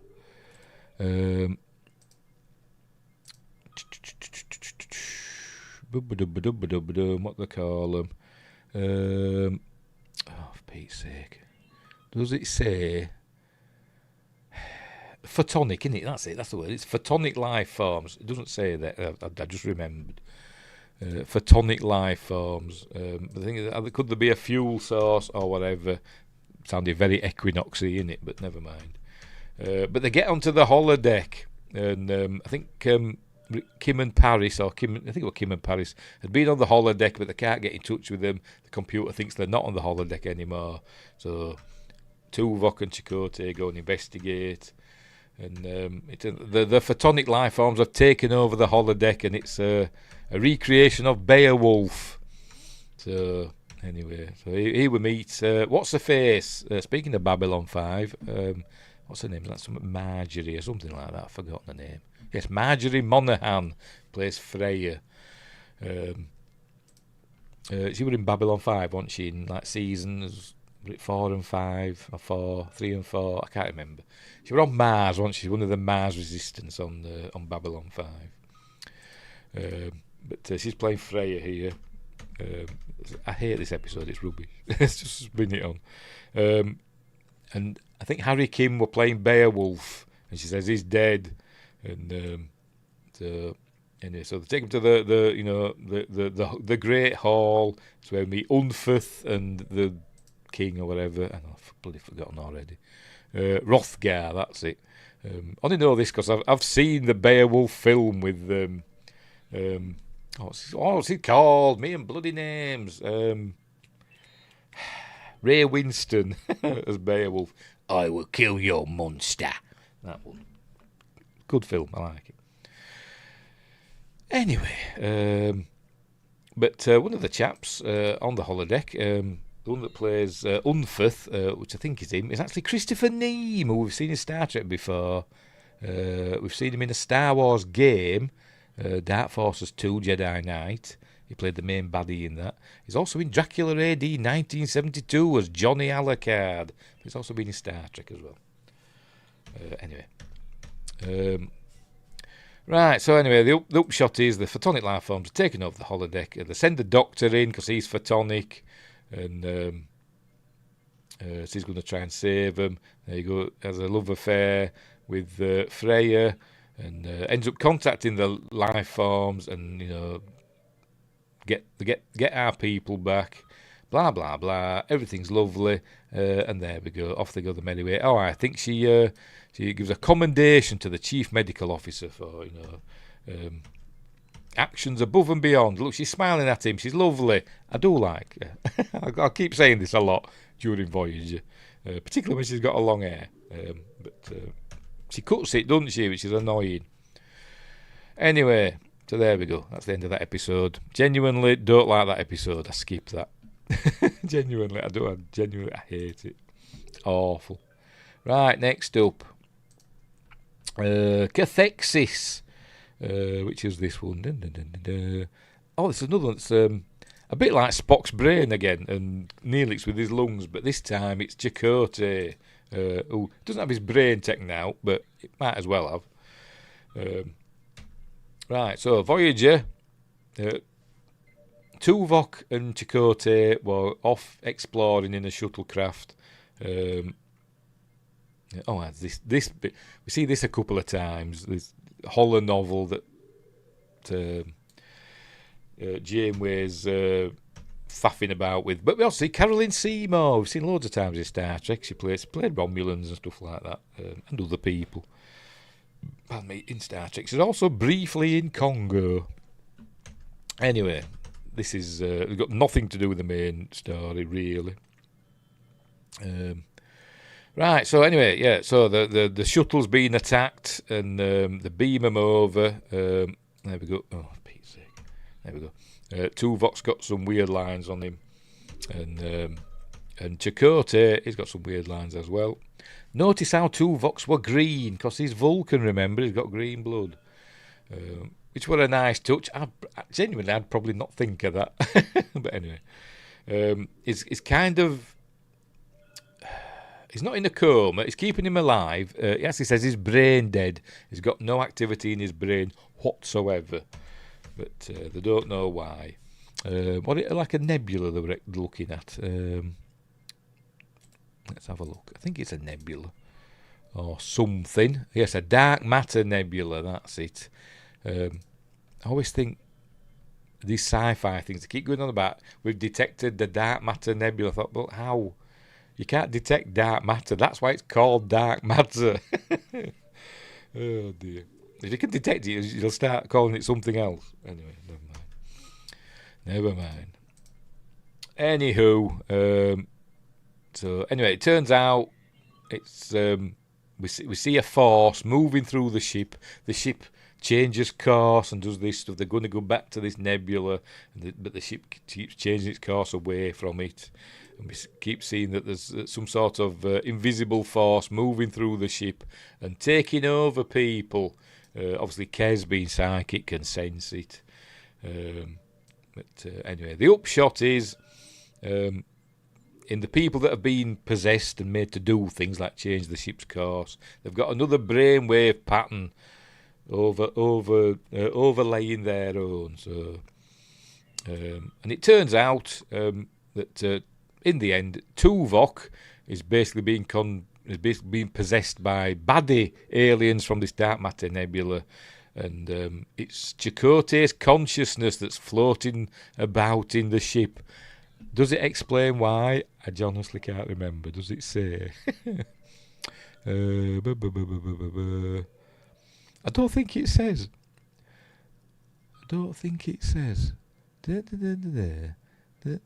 It's just something that's happened. I don't know how.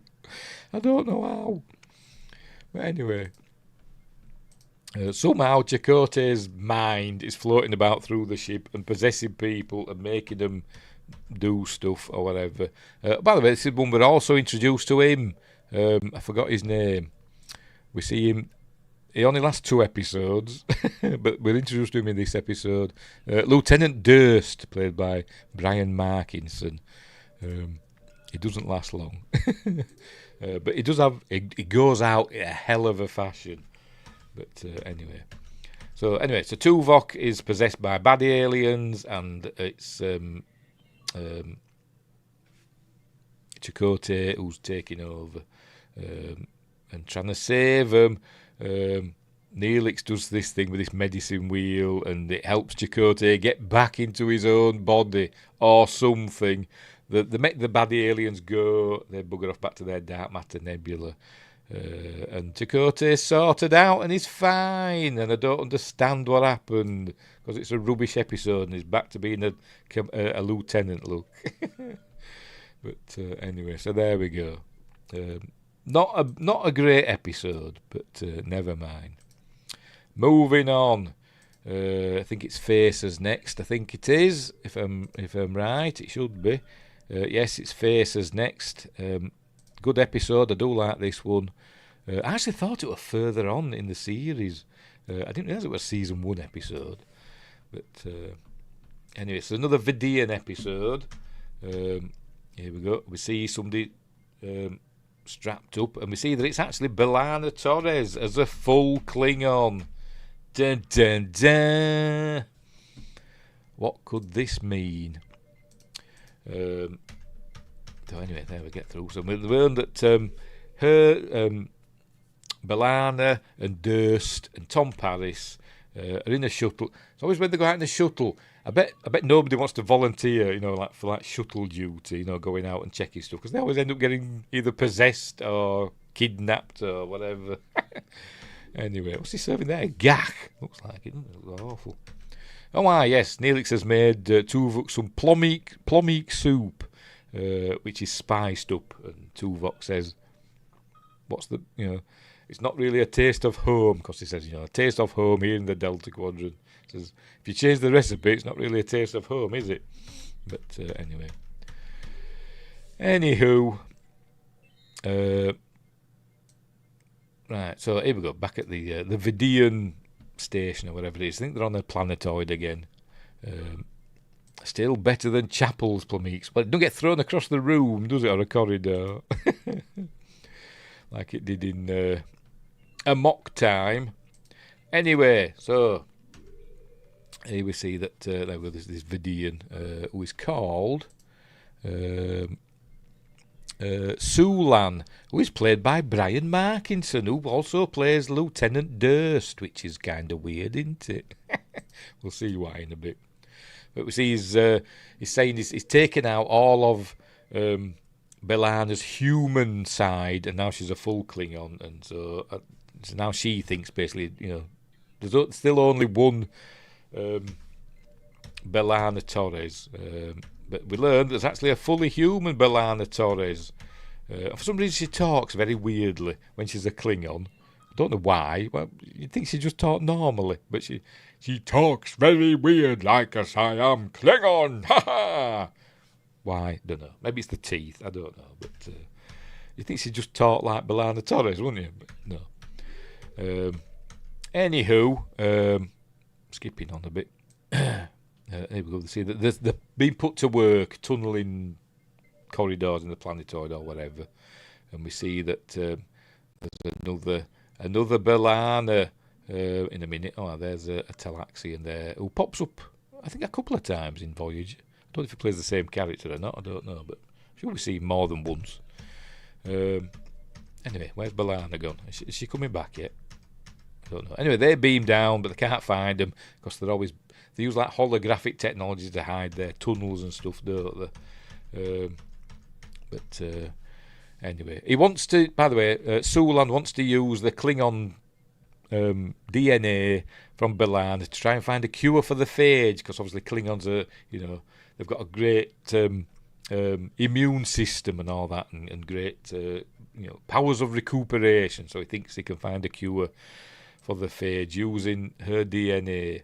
Anyway, there we go. There we see there's actually a human B'Elanna. So I think he did it with like transporter technology or something. He separated them that way, and you see a fully human B'Elanna Torres, who for some reason is like a scared kitten. And I thought, well, why? She keeps saying, I've never been so scared in my life. She's rubbish. Although by the end, when she gets busy and takes her mind off being scared, she's fine. But anyway, so there she is, being pathetic. Because she's the pathetic human, and obviously the Klingon has to save her at some point. Anyway, by the way, Sulan's falling in love with B'Elanna, Klingon B'Elanna. She's going to break out of her restraints in a minute, but not for long. Anyway, there we go. And because he's fallen in love with her, Sulan, he comes in, he takes Durst away for whatever reason, and why is there a picture of a house in the background? It looks like a house, doesn't it? Here we go, he comes in and says, look at my new face! In a minute. Hang on, where are we? There we go, for Pete's sake. Gone too far. There we go, missed the reveal. Look at my new face. He's cut off Durst's face and stuck it on his own, which I think is one of the most horrific scenes in all of Star Trek. It's up there with Conspiracy in season 1 of TNG, isn't it? But look, it's terrifying. I think it is. It's not for kids, is it? But got away with the PG certificate somehow. But anyway, so obviously they killed Durst, harvested his organs, took his face for himself. That's why it's Brian Markinson playing both. Anyway, she escapes, and she goes and rescues human Torres in a bit, gets her out, and there we go. So they have arguments. There we go. She said, you got me into more trouble at the academy because of your Klingon ways, and she said, this Klingon's just saved your life. And all that. Anyway, they escape. Chakotay disguises himself as a Vidian and beams down to rescue them. And she gets killed, or she gets shot, or whatever. There's Klingon Torres and dies. And she says, I'll go to Tovakor and all that. Anyway. It turns out she's fine, by the way, she's human. Well, she's not fine, she's human. B'Elanna, we learn that she's got to have the Klingon DNA put back in through a series of treatments. They can't just do it with a transporter like the Deans did, or however they did it. It's got to give her Klingon DNA treatments because she needs the Klingon DNA to survive, or whatever. So she'll, by next episode, she'll end up looking like B'Elanna Torres again with her ridges and all that stuff. So there we go. So she saved my life again. Anyway, so there we go. And at first, I'm sure I read somewhere, at first, Roxanne Biggs Dawson didn't like this episode, but over time, it's one of her favourite ones. So there you go. There you go. Anyway, so yeah, it's a good episode. Is that Faces? It's like a horror story. I bet it's a Brannon Braga one. I bet it is. Let's have a look. Oh no, it isn't. It feels like a Brannon Braga episode, but it's not, is it? Actually, speaking of Stargate, it's a Jonathan Glassner story. Jonathan Glassner and Kenneth Biller. Jonathan Glassner will go on to write for Stargate, wouldn't he? One of the producers as well, if I remember rightly. Anywho, so there we go, that's Faces. Moving on, we're getting there, we're nearly done. I think it's Jetrel next, is it? Yes, Jetrel next. Another good episode. They're in Sandrines, look. Is Neelix. A Neelix focused episode. Here we go. They get a communication from I forgot what they call them. Harkonian. Wasn't there another race called the Harkonians? I'm sure I've heard that somewhere before. Unless I'm thinking of Harkonnens from Dune. I bet that's it. Yeah, I bet I'm thinking of Harkonnens, or whatever from Dune. I bet it is, yeah. That's what I'm thinking of. They get a message from a Harkonian ship, who used to be at war with the Talaxians. In fact, they conquered Talax 15 years earlier or something like that. After they released the Metreon Cascade on Rhinax, which were a Talaxian moon. But anyway, this fella here, Jetrel, has come to not to help, but it's come. It says you have somebody called Neelix on board, a Talaxian called Neelix. Could I scan him to find if he's got I forgot what they call it, Metri or something or other. Does it say what it's called here? Let me look. Doesn't say, obviously.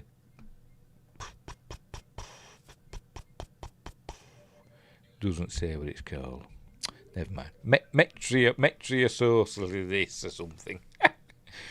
Anyway, and obviously Neelix doesn't want anything to do with him because he's Jetrel, who invented and developed or whatever, the lead scientist that developed the Metreon Cascade, which killed 300,000 Talaxians on Rhinax.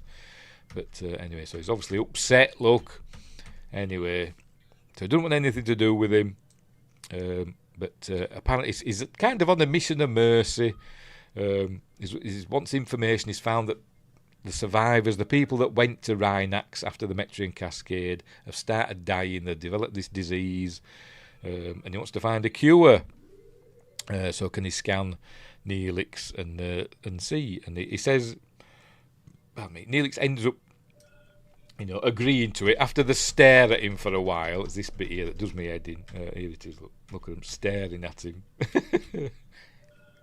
Director's there, so stare at him really closely, intently. That's the direction, intently. So the proper intently staring at him. Look. Anyway, excuse me. So he agrees. So he's going to scan him, and he says, "You have got metrosinusitis, or whatever he calls it." I can't put subtitles on to find out. Never mind. He says he's got it, but he's going to try and find a cure. And it turns out he's lying, and he's got the disease. Neelix hasn't. It turns out he's sorry for what he did. He's Oppenheimer. I'm become the destroyer of worlds and all that stuff. And it turns out he's dying. Neelix isn't, but he thinks he's found a way to bring everybody back from the Metreon Cascade, because apparently they're all still there. All the 300,000 are still there in the Rhinax atmosphere, and if they use the Voyager transporters, they can do, Star Trek magic and bring them back. They do some techno-babble to explain it, obviously, but recombine them in the transporter. So they do a test, and obviously it doesn't work. Nearly does, but not quite. And but they do try it, and it doesn't work. And there we go. Somebody starts forming, but it doesn't work. And by the he's dying. He's going to die. And Neelix says, "I forgive you," because he's like says he's sorry and all that, and he's regretted it all that time and stuff. Blah blah blah. Says, "I forgive you," and then off they go. So there we go. Yeah, it's okay, that episode. It's a good. It's a thoughtful episode about forgiveness and all that stuff, and even the worst people or good people made to do bad things in times of war. Blah blah blah. All that stuff. Right, season finale. Although it's not really a season finale, but whatever. Which is Learning Curve. It's just a season finale in name only. It's an okay episode. It's kind of a fun episode. Here she is back in her holonovel. Don't care. We've seen that kid before in Star Trek. He looks very familiar. I'm gonna look him up and see if was it one of the kids in Picard's Christmas vision or whatever in the Nexus? Is it one of them kids? Don't know. Does it say? Is it him? Henry Burley. Yes, it is. Right, let's have a look. Right, what's he been in?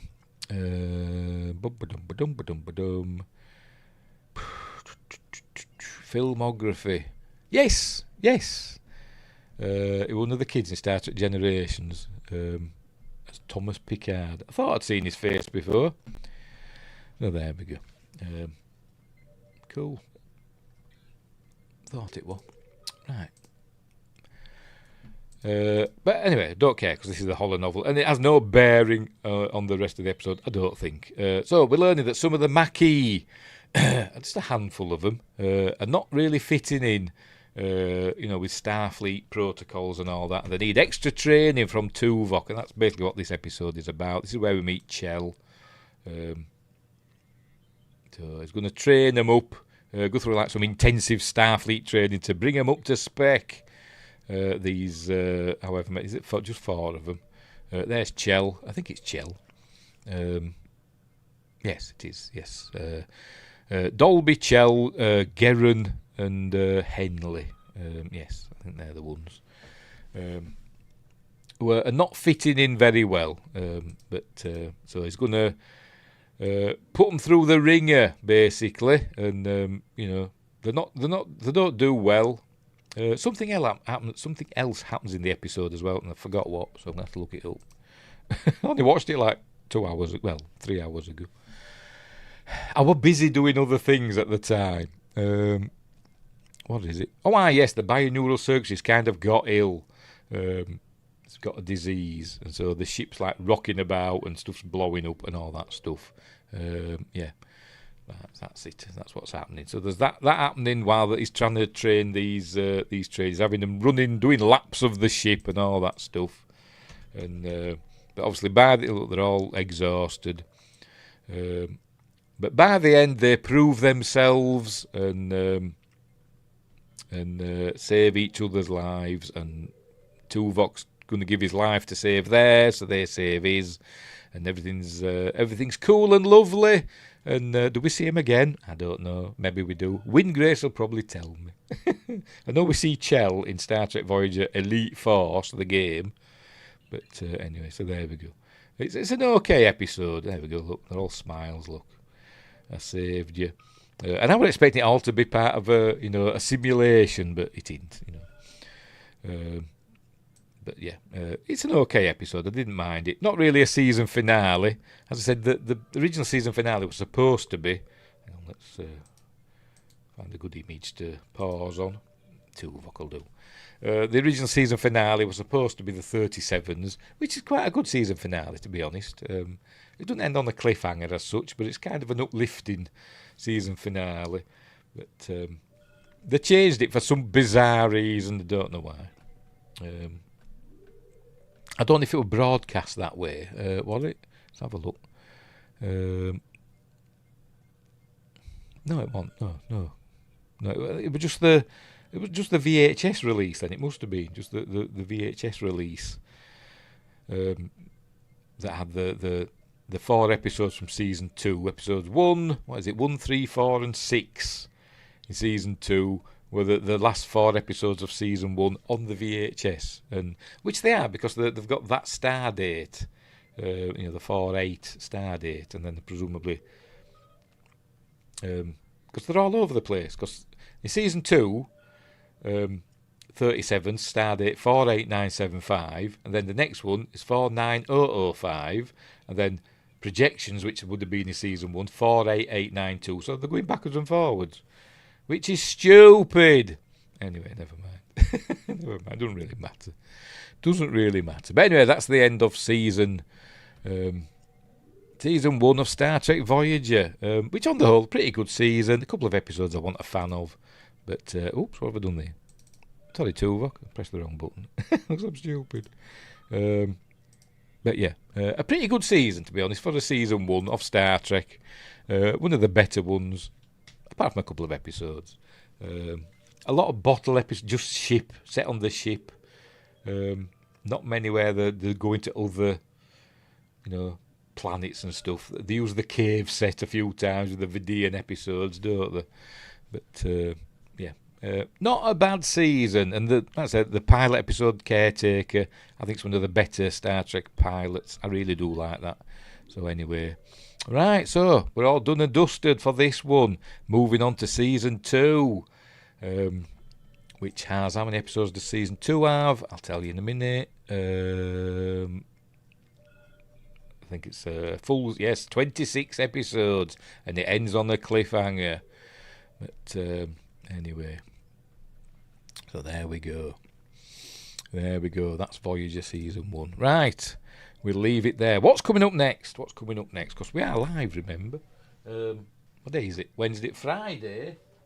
I don't know what day it is. I don't know. And I don't know what day it is. I very rarely know what date it is.